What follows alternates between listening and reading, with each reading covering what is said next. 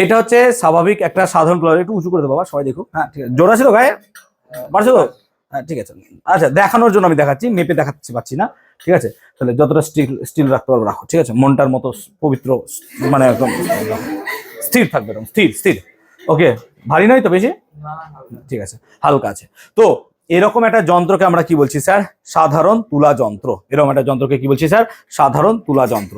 এইটা হচ্ছে সাধারণ তুলা যন্ত্র, সবাই দেখতে পাচ্ছ আই হোপ। এবার এই সাধারণ তুলা যন্ত্র দেখো গঠনটা কি, বাজে একটা কাঠ দিয়ে বানানো আছে, আর একটা কাঁচ দিয়ে চারিদিক ঘিরে রেখেছি। কাঁচ দিয়ে কেন ঘিরে রেখেছি বলতো? যাতে কাঁচ দিয়ে, তো প্রথমত বোর্ডটা একটু খারাপ হয়ে গেছে বলে ভেরি ব্যাড থিং, কিছু করার নাই। আজকে যে টপিকটা পড়ানোর কথা ছিল সেই টপিকটা ছিল মাত্রা, কিন্তু মাত্রা পড়াতে গেলে আমার বোর্ড লাগবে, যেহেতু বোর্ড নাই সেজন্য আমি পড়াতে পারছি না মাত্রাটা। তার মানে বোর্ড ওয়ার্ক যেগুলোতে দরকার দরকার তো সবই আমার, কিন্তু আমি ইউজ করতে পারছি না বিকজ একটু এরর হয়েছে, এররটা ফিক্সড হচ্ছে। আশা করব সামনের বৃহস্পতিবার 25 তারিখের মধ্যে এটা ফিক্সড হয়ে যাবে। সামনের ক্লাস তোমরা আশা করছি রেগুলার পাবে যেমন ছিল, কিন্তু ক্লাস তো আর বন্ধ রাখা যায় না, কারণ আমাদের এপ্রিল মাসের পরীক্ষা সমস্ত স্কুল প্রায়। তো সেই কারণে এই চ্যাপ্টারে যে পার্টটুকু আমাদের এক্সপেরিমেন্ট করতে হয়, আমরা একটু মানে প্রদর্শনী করে দেখিয়ে বোঝাই, সেই পার্টটুকু আজকে আলোচনা করছি। তো সেই পার্টগুলো পড়াবো, তোমরা একটু আমার যে নোটসটা আছে সেই নোটসটাতে একটু আন্ডারলাইন বা দাগ করতে করতে যাবে যে স্যার এগুলো পড়িয়ে দিয়েছে, তাহলে তোমাদের বুঝতে অসুবিধা হবে না। ক্লিয়ার?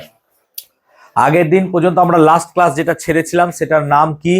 বিভিন্ন মাপের একক, এবং সেখানে একক মাপার পদ্ধতি কি কি ছিল সেই ছক পর্যন্ত পড়িয়েছিলাম। আজকে যেটা পড়াবো সেটা হচ্ছে প্রমাণ মিটার, অর্থাৎ আজকে পড়াবো প্রমাণ মিটার কি, প্রমাণ সময় কি, প্রমাণ ভর কি, এই সমস্ত জিনিস। আমরা বারবার আলোচনা করার সময় বলেছিলাম যে একক যখন আমরা বলবো সেই এককটা কিন্তু বলতে গেলে আমাকে মাথায় রাখতে হবে আন্তর্জাতিকভাবে স্বীকৃত হতে হবে। তার মানে আমি এই স্কেলের দণ্ডের দৈর্ঘ্যটাকে 1 মিটার বলে দিলাম, তুমি কোথা থেকে উড়ে চলে এলে, তুমি বলছো না স্যার আমি এইটাকে 1 মিটার বলবো, দেখো গন্ডগোল হয়ে গেল। সেই জন্য বিজ্ঞানীরা বসে বা এই একটা সংস্থা তৈরি করা হলো যারা বসে ঠিক করে দিল 1 মিটার কাকে বলবো। তো 1 মিটার কাকে বলবো? প্রমাণ মিটার। তো প্রমাণ মিটারের ডেফিনিশন দিতে গেলে দুটো ডেফিনিশন দেওয়া হয়। একটা ডেফিনিশন হচ্ছে আইবিডব্লিউএম দিয়ে। আইবিডব্লিউএমটা কি না, তো ফ্রান্সের প্যারিস শহরে অবস্থিত international bureau of weights and measures, I repeat, international bureau of weights and measures, ফ্রান্সের প্যারিস শহরে অবস্থিত সদর দপ্তর।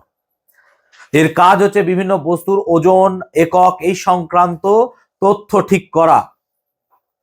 যেমন আমাদের ওয়ার্ল্ড হেলথ অর্গানাইজেশন আছে, হেলথ নিয়ে গোটা বিশ্ব নিয়ে আলোচনা করে, যেমন ইউনিসেফ আছে, এরকম এই একটা সংস্থা IBWM, international bureau of weights and measures. এই international bureau of weights and measures এর সদর দফতরে রক্ষিত এরকম একটা দণ্ড, যেটা প্লাটিনাম ইরিডিয়াম দিয়ে তৈরি। ইরিডিয়াম পৃথিবীতে খুব কম পরিমাণে নাই, প্রায় ইরিডিয়াম উল্কাপিণ্ডে পাওয়া যায়। তো সেই রকম প্লাটিনাম ইরিডিয়াম সংকর ধাতু, যেটা 90:10 রেশিওতে নেওয়া হয়েছে, 90:10 দেখবে থাকবে। প্লাটিনাম ইরিডিয়াম সংকর ধাতু নিয়েছি, এরকম একটা সংকর ধাতুর মধ্যে যে দূরত্ব আছে আমরা আইবিডব্লিউএম বলছি, এইটাই হবে 1 মিটার। এটা গোটা দুনিয়াকে মানতে হবে, বুঝতে পারলা? যেমন ধরো আমাদের দেশের আছে কি কনস্টিটিউশন, কনস্টিটিউশন আমাদেরকে সবাইকে মানতে হবে। কনস্টিটিউশন ঠিক ভুল আমরা যাচাই করতে যাবো না, কনস্টিটিউশন মানেই ঠিক, আমাদেরকে এটা ধরেই চলতে হবে। আমাদের দেশের সব থেকে বড় কোনো গ্রন্থ যদি হয় তাহলে সেটা হচ্ছে কিন্তু কনস্টিটিউশন। আমাদের দেশে সব থেকে বড় কনস্টিটিউশন, কোনো ধর্মগ্রন্থ তার উপর নয়, ঠিক বলছি তো? দেশে থাকতে গেলে আমাকে কোরআন, বাইবেল, গীতা কিচ্ছু মানা যাবে না, কি মানতে হবে? কনস্টিটিউশন। যদি কনস্টিটিউশন এই কথা বলে বাস আমি মানতে বাধ্য। কনস্টিটিউশন সেইভাবেই লেখা হয়েছে যাতে আমরা আমাদের জীবনযাপন ঠিক মতো করতে পারি, সেই জন্য international bureau of weights and measures এর একটা কনস্টিটিউশনের হিসাব অনুযায়ী এইটা হবে 1 মিটার। বুঝতে পারছো ব্যাপারটা? তাহলে এইরকম লজিক দিয়ে দিল। এবার এই লজিকটা দেওয়ার পর গোটা বিশ্ব এটা মানতে বাধ্য হলো। তাহলে আর কোনো সমস্যাই রইলো না। আমেরিকাও বলবে এটাই 1 মিটার, ভারত বলবে এটা 1 মিটার, জাপানও বলবে এটাই 1 মিটার। তাহলে 1 মিটার নিয়ে কোনো সমস্যা রইলো না। কেন প্ল্যাটিনাম ইরিডিয়াম ইউজ করলাম? প্ল্যাটিনাম ইরিডিয়াম দেখো, আমি হয়তো ধর্মের উদাহরণটা দিলাম, কেউ মানে মাইন্ডলি নিয়ে নেবে না কথাটা, জাস্ট উদাহরণ হিসেবে নিলাম, হ্যাঁ, কেউ সিরিয়াসলি নেবে না ব্যাপারটা, যে যার যার নিজের ধর্ম নিজের কাছে আছে। কিন্তু আমরা দেশবাসী, তো আমাদের দেশবাসীর কাছে সব থেকে বড় জিনিস যেটা হচ্ছে কনস্টিটিউশন, সেটা সব থেকে বড়। অ্যাজ এ মানে ট্রু সিটিজেন আমাদের কাছে সব থেকে বেশি পাওয়ারফুল জিনিস যেটা সেটা হচ্ছে কনস্টিটিউশন। কনস্টিটিউশনের উপর আমাদের কাছে কিছু নেই। কনস্টিটিউশন আমাদেরকে সেই সমস্ত ক্ষমতা দেয় একজন ভালো দেশবাসী হওয়ার জন্য। সো যদি সবার আগে কোনো কিছু করা হয় সেটা কনস্টিটিউশন করা উচিত। কনস্টিটিউশনকে প্রত্যেকদিন প্রণাম করা উচিত, কনস্টিটিউশনকে প্রত্যেক স্কুলে পড়ানো উচিত, তাহলে আমরা আমাদের সম্বন্ধে জানতে পারবো। কনস্টিটিউশন একটা সব থেকে ভালো দিক হচ্ছে মৌলিক কর্তব্য, ফান্ডামেন্টাল ডিউটিস। আমরা কেউ পড়ি না ফান্ডামেন্টাল ডিউটিস। ফান্ডামেন্টাল ডিউটিস পড়া এই কারণে বক্তব্য যে তুমি তাহলে বুঝবা যে তোমার দেশে থাকতে গেলে তোমার কি কি করা উচিত। যে প্লাস্টিক এলাম চলো ফেলে দিলাম, সিভিক সেন্স নাই আমাদের দেশে, তাই না? দেখবে তাই না, লেজ খাচ্ছি খেতে খেতে ফেলে দিয়ে চলে গেলাম, তাই না? আমার ভাগ নিয়ে করে, সেদিন মেরেছি ওকে যে তুই কেন ফেলবি এরকম করে। You should take the plastic কোথায়, ব্যাগের ভেতরে, এবং যেখানে ডাস্টবিন দেখবা সেখানে গিয়ে ফেলো, কারণ ডাস্টবিন থেকে সবাই তুলে নেবে। সবাই যদি আমরা এরকম করে ফেলতে থাকি রাস্তায়, তাহলে তো রাস্তা আবর্জনাময় হয়ে যাবে না, ওইটাই ড্রেনে গিয়ে পড়বে, ড্রেনে গিয়ে জল জমবে, দিয়ে আমার জল মানে ঘরে জল জমবে। সো মৌলিক কর্তব্য সবার জানা উচিত। সেজন্য আমার মতে সব স্কুলে, আমিও চেষ্টা করছি কোচিং এ একটা বড় মৌলিক কর্তব্যটা আমি কনস্টিটিউশনে লাগিয়ে রাখবো এবং প্রিএমবেলটাকে লাগিয়ে রাখবো, যে একবার দেখো পড়ো বোঝো আমাদের কনস্টিটিউশন, তো হোয়াট এভার। তো বক্তব্য হচ্ছে সায়েন্সের পড়াশোনাতেই আছে। তাহলে এইটা হচ্ছে 1 মিটার। এবার স্যার প্ল্যাটিনাম ইরিডিয়াম সংকর ধাতু কেন নিলাম? Why we have taken platinum iridium? Platinum iridium এই কারণে নিয়েছি যে প্ল্যাটিনাম ইরিডিয়াম সংকর ধাতুটা না সহজে ক্ষয় হয় না। তুমি এমন একটা পদার্থ নিয়েছো যেটা ক্ষয় হয়ে যাচ্ছে, তাহলে এই দুটা দাগকে 1 মিটার বলছো, কিছুদিন পর দেখা গেলো এইটুকু হয়ে গেল 1 মিটার, তা তো মানবো না, না? ওটা ইন্টারন্যাশনালি স্বীকৃত ভাই। তাহলে এমন একটা পদার্থ নিতে হবে যে পদার্থটা সহজে ক্ষয়প্রাপ্ত হয় না। প্ল্যাটিনাম ইরিডিয়াম সংকর ধাতু যদি নাও, তাহলে প্ল্যাটিনাম ইরিডিয়াম সংকর ধাতু সহজে ক্ষয়প্রাপ্ত হয় না। যেহেতু সহজে ক্ষয়প্রাপ্ত হয় না, সেই জন্য আমরা কি করব, প্ল্যাটিনাম ইরিডিয়াম নেব। এবার এই প্ল্যাটিনাম ইরিডিয়াম সংকর ধাতুটাকে নিলাম, কিন্তু উষ্ণতা কত রাখবো? দেখা গেছে উষ্ণতা 0 ডিগ্রি সেলসিয়াস রাখতে হবে, আন্ডারলাইন করে দেখবে থাকবে 0 ডিগ্রি সেলসিয়াস উষ্ণতা রাখতে হবে। কেন 0 ডিগ্রি সেলসিয়াস রাখবো? যদি উষ্ণতা বাড়া কমা করি তাহলে এর দৈর্ঘ্য বাড়তেও পারে কমতেও পারে। তোমরা জানো উষ্ণতা যদি হ্রাস বৃদ্ধি করা হয় পদার্থের সংকোচন হতে পারে বা পদার্থের প্রসারণ হয়। তো যদি 0 ডিগ্রি সেলসিয়াসকে ফিক্সড করে দিই, তাহলে এক্ষেত্রে আমাদের কি হবে, উষ্ণতা বাড়বেও না কমবেও না, এর দৈর্ঘ্যের প্রসারণও হবে না সংকোচনও হবে না। তাহলে এই 1 মিটারটা কি থাকবে, আমার ফিক্সড থাকবে, তাই না? ব্যাপারটা বুঝতে পারছি, ফিক্সড থাকবে। সেই কারণে আমরা বলছি এইটাই হচ্ছে আমাদের 1 মিটার। কিন্তু মিটারে যদি সর্বাধুনিক সংজ্ঞা দেখো, সর্বাধুনিক সংজ্ঞা, তাহলে মিটারের সর্বাধুনিক সংজ্ঞা দেখতে গেলে আমাদেরকে আলোর বেগকে নিয়ে আলোচনা করতে হবে। এখন আলোর বেগ গোটা বিশ্ব ব্রহ্মাণ্ডে কিন্তু ধ্রুবক শূন্য মাধ্যমের ক্ষেত্রে। তার মানে শূন্য মাধ্যমে আলোর বেগ হয় প্রায় 3 × 10⁸ মিটার পার সেকেন্ড। এটা কিন্তু প্রায় বলছি। অ্যাকচুয়ালি যদি ক্যালকুলেটেড ভ্যালু দেখো, তাহলে ক্যালকুলেটেড ভ্যালুটা হয় 299799248 মিটার পার সেকেন্ড, একটা ফোন নম্বরের মতো। তাহলে আলোর গতিবেগ প্রতি সেকেন্ডে 299792458, দেখো তাই থাকবে হয়তো, মিটার পার সেকেন্ড, তাই তো? প্রতি সেকেন্ড এরকম বেগে যাচ্ছে। তাহলে আমরা লজিকটা এরকম ভাবে ভাবছি যে স্যার আলো 1 সেকেন্ডে যায় 29949279248 এত মিটার নাকি রে? আমরা যদি উল্টো লিখি, না তো আলো 299799248 মিটার যায় 1 সেকেন্ডে, হ্যাঁ না বলো? হবে তো? এত মিটার যায় 1 সেকেন্ডে, তাহলে স্যার আলো 1 মিটার যাবে কত পথে? 1/, এটা হ্যাঁ না বলো? ঐকিক নিয়ম। তাহলে স্যার আলো 1 মিটার পথ যাবে কত সেকেন্ড সময়ে? স্যার 1/299792458, ঠিক বলছি তো? তার মানে 1 মিটার যেতে আলোর এত সময় লাগে। তাহলে আমরা কি সংজ্ঞাটাকে এইভাবে বলতে পারি, আলো 1/299792458 সেকেন্ডে যে পথ যায় তাকে কি বলবো স্যার? 1 মিটার, হ্যাঁ না বলো? কারণ এটা তো ফিক্সড। এটা কে বলে দিয়েছে আমাদেরকে? আইনস্টাইন। আইনস্টাইন আমাদেরকে বলে দিয়েছে যে ভাই আলোর বেগ ফিক্সড, তুমি এটাকে চেঞ্জ করতে পারবে না। তোমার এই দৈর্ঘ্যটা বাড়তে পারে কমতে পারে, কিন্তু আলোর বেগ বাড়বে না কমবে না, আলোর বেগ সেমই থাকবে। সেই জন্য আলোর সর্বাধুনিক মিটারের সর্বাধুনিক সংজ্ঞা যদি তুমি দেখতে চাও, তাহলে মিটারের সর্বাধুনিক সংজ্ঞা ইউ ক্যান সে দ্যাট যে আলো কোনো আলো 1/299792458 সেকেন্ডে যে পথ যাবে তাকে কি বলবো স্যার? 1 মিটার। ক্লিয়ার হলো 1 মিটারের সংজ্ঞা? এবার এটা তো স্যার সেই 1 মিটারের স্কেল ছিল, ভেরি গুড, 1 মিটারের স্কেল। একে যদি 100 ভাগে ভাগ করে দাও, প্রত্যেক ভাগ কত মিটার হবে? 1 সেমি, হ্যাঁ না বলো? কি করে স্যার? কারণ 1 মিটার মানে কত সেমি হয়? 100 সেমি। 1 মিটার মানে কত সেমি হয়? তাহলে এই স্কেলটা ক মিটারের ছিল স্যার? 1 মিটারের। একে ক ভাগে ভাঙছি? 100 ভাগে। তাহলে প্রতিটা ভাগ কত সেমি হবে? 1 সেমি, হ্যাঁ না বলো? তাহলে এইভাবে আমরা 1 সেমির ডেফিনিশন দিলাম যে প্রমাণ মিটারকে যদি আমরা 100 ভাগে ভাঙি, তাহলে প্রতিটা ভাগ হবে 1 সেমি করে। ক্লিয়ার হলো ব্যাপারটা? তাহলে আমরা কি প্রমাণ মিটার কি জিনিস বোঝাতে পারলাম? প্রমাণ মিটারের ক্ষেত্রে কেন প্ল্যাটিনাম ইরিডিয়াম সংকর ধাতু নিলাম বোঝাতে পেরেছি, আমি ক্লিয়ার করাতে পেরেছি ব্যাপারটা। তাহলে এই হলো গল্প। এবার আমরা পড়ছি প্রমাণ সময়। দেখো তো তারপর প্রমাণ সময় আছে বোধহয়। প্রমাণ সময় বলতে আমরা সেকেন্ডকে বুঝি নাকি, সেকেন্ড, কারণ দেখো আমরা সেকেন্ডেই সব মাপি। তো এখন যদি প্রমাণ সময় সেকেন্ডে তোমার বলা হয়, প্রমাণ সময় সেকেন্ডে, তাহলে প্রমাণ সময় যদি সেকেন্ড বলে তাহলে সেকেন্ড কাকে বলে স্যার? সেকেন্ড কাকে বলে? দেখা গেছে যে আমি ধরো এখানে একটা লাঠি পুঁতে দিয়েছি, এই লাঠি পুঁতে দেওয়ার পর মাথার উপর ধরো সূর্য আছে, মাথার উপর সূর্য আছে। এই সূর্যটা মাথার উপর থেকে যাওয়ার পর আবার পুনরায় ওই মাথার উপর আসবে যত সময়, সেই সময়টা হচ্ছে 24 ঘন্টা। হ্যাঁ না বলো? এটাকে বলা হয় এক সৌরদিন, সোলার ডে। এক সোলার ডে, সৌরদিন, তাই না? তাহলে সৌরদিন বলতে বোঝায় আমি কোনো এক জায়গায় দাঁড়িয়ে আছি, আমার মাথার উপর সূর্য আছে, আবার যে মোমেন্ট পর সূর্য আবার আমার মাথার উপরেই আসবে তাকে বলা হয় 24 ঘন্টা। তার মানে সূর্য এখান থেকে এত দূর যাবে 12 ঘন্টা, হ্যাঁ না বলো? আবার এখান থেকে এত দূর আসবে 12 ঘন্টা। আমি বলছি সূর্য যাবে, অ্যাকচুয়ালি সূর্য যায় না, যাই কে পৃথিবী ঘুরে, আমি জাস্ট বোঝানোর সুবিধার্থে বলছি। তাহলে এখান থেকে যাওয়ার পর সূর্য আবার ঘুরে আর একবার এখানে আসবে, সেই টাইমটা হচ্ছে 24 ঘন্টা। এই 24 ঘন্টা সময়কে যদি 86,400 দিয়ে ভাগ করো, কত দিয়ে? 86,400, তাহলে প্রতিটা ভাগকে বলা হবে 1 সেকেন্ড বা প্রমাণ সেকেন্ড। কত বলা হবে?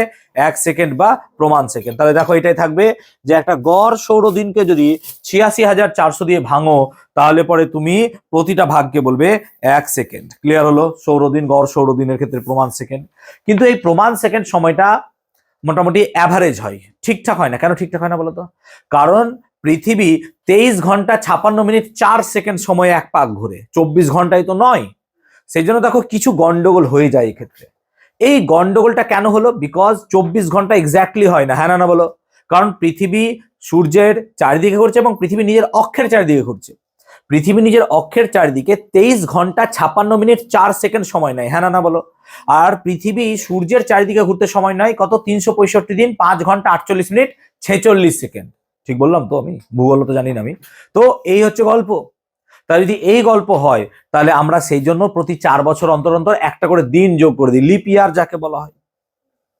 তাহলে এখানেও সেম লজিক হওয়া উচিত ছিল। সেই জন্য আমরা সময় বা সেকেন্ডের সর্বাধুনিক সংজ্ঞা হিসেবে সিজিয়াম ওয়াচ বা সিজিয়াম পরমাণুর কম্পাঙ্ক দিয়ে বলবো। তাহলে দেখা গেছে সিজিয়াম পরমাণুর কম্পাঙ্ক যে কোনো একটা তেজস্ক্রিয় সিজিয়াম পরমাণু থেকে যদি নেওয়া হয়, একটা চৌম্বক ক্ষেত্রের মধ্যে রাখলে পরে যদি একটা ফোন নাম্বার 9192631770, আমার নিজেরও মনে থাকে না, তোমাদের মনে রাখতে হবে। সো 9192631770 এত সংখ্যক কম্পন সম্পন্ন করে কোন একটা চৌম্বক ক্ষেত্রে সিজিয়াম পরমাণু তেজস্ক্রিয়, তাকে রেখে দিলে সে কাঁপছে। এবারে 1 সেকেন্ডে সে কত কাঁপবে? 9192, তারপর কত আছে বাবা? 631770। এত সংখ্যক যদি সে কি করে না তো কাঁপে, তাহলে যে সময়ে এতবার সে কাঁপবে সেই সময়টাকে আমরা কি বলছি? 1 সেকেন্ড। এইটাই হচ্ছে সেকেন্ডের সর্বাধুনিক সংজ্ঞা। সো এইটাই হচ্ছে আমার সেকেন্ডের সর্বাধুনিক সংজ্ঞা। এই সেকেন্ডের সংজ্ঞাটাই আমরা মাথায় রাখবো। ক্লিয়ার হচ্ছে ব্যাপারটা? এবার পড়বো আমরা প্রমাণ ভর। প্রমাণ ভর কাকে বলে না তো? প্রমাণ ভর বলতে আমরা কি বুঝবো? প্রমাণ ভর বলতে আমরা সেই আবার IBWM চলে যাব। ফ্রান্সের প্যারিস শহরে আছে international bureau of weights and measures. এর সদর দপ্তরে রক্ষিত একটা চোং আছে। চোং, চোং মানে বোঝো তো? গোলাকার একটা চোং। এই চোঙের ভরকে বলা হয় 1 কেজি। এবং এটা আবার কি দিয়ে তৈরি হবে বলতো? সেই প্ল্যাটিনাম ইরিডিয়াম। এবং অনুপাতটা কত হবে? 90:10। কেন প্ল্যাটিনাম ইরিডিয়াম নিলা? কারণ প্ল্যাটিনাম ইরিডিয়াম নিলে পদার্থটার ক্ষয় হবে না স্যার, অনেক দিন থেকে যাবে। সেই কারণে আমরা প্ল্যাটিনাম ইরিডিয়াম চয়েস করেছি। তাহলে আমরা কি বলবো?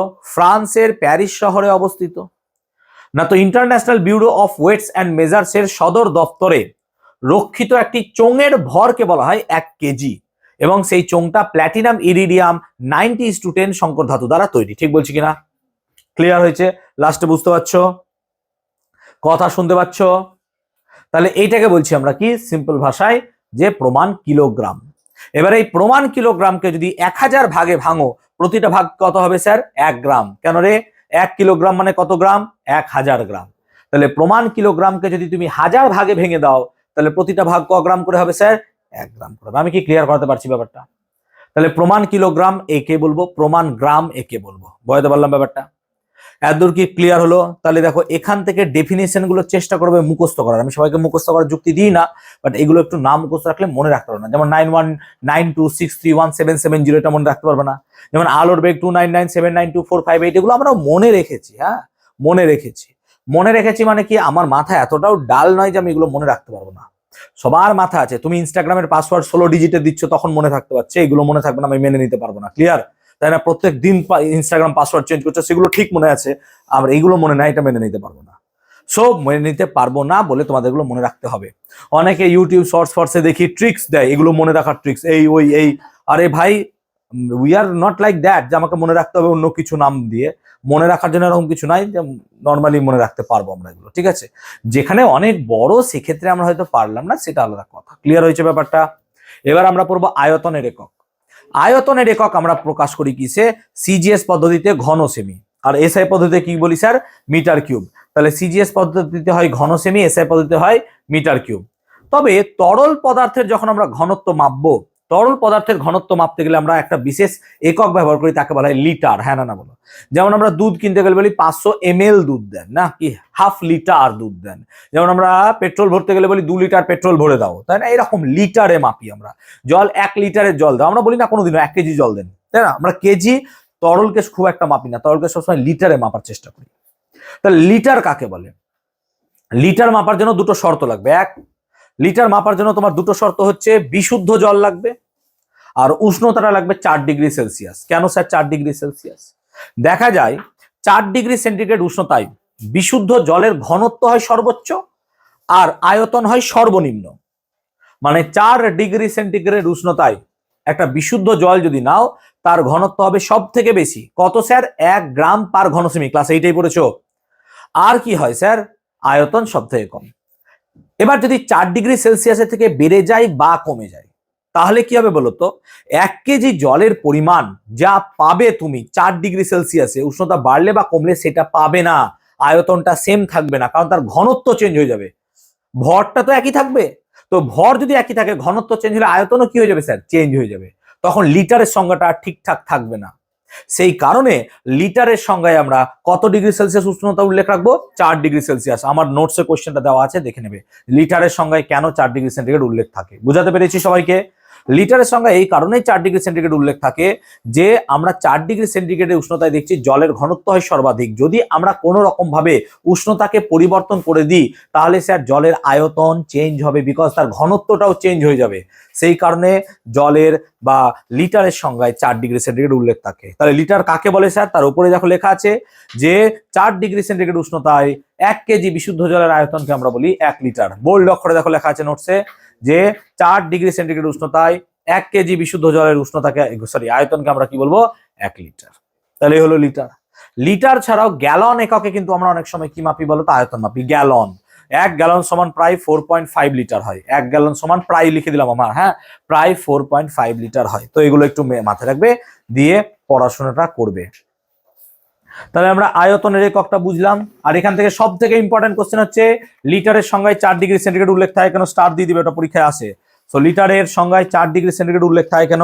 এটা অবশ্যই প্রত্যেকে স্টার দেবে, স্টার দেবে। আমি কি জায়গাটা বোঝাতে পারলাম? ক্লিয়ার হয়েছে সবার ক্ষেত্রে? বলবে বাচ্চা, বুঝতে পেরেছো? ওকে, এবার পড়বো আমরা ঘনত্ব। ঘনত্ব ক্লাস 8 পড়েছো, হ্যাঁ না বলো? সিজিএস পদ্ধতিতে ঘনত্বের একক কি হয় স্যার? গ্রাম পার ঘন সেমি, হ্যাঁ না বলো? আর এসআই পদ্ধতিতে কত হয় sir? Kilogram per metre cube. ঘনত্ব কাকে বলে স্যার? একক আয়তনের ভরকে আমরা কি বলি স্যার? ঘনত্ব। ঘনত্ব কাকে বলে? একক আয়তনের ভরকে আমরা কি বলি? ঘনত্ব। তাহলে ঘনত্বের সিজিএস একক হচ্ছে গ্রাম পার ঘন সেমি, আর এসআই একক হচ্ছে কিলোগ্রাম পার মিটার কিউব।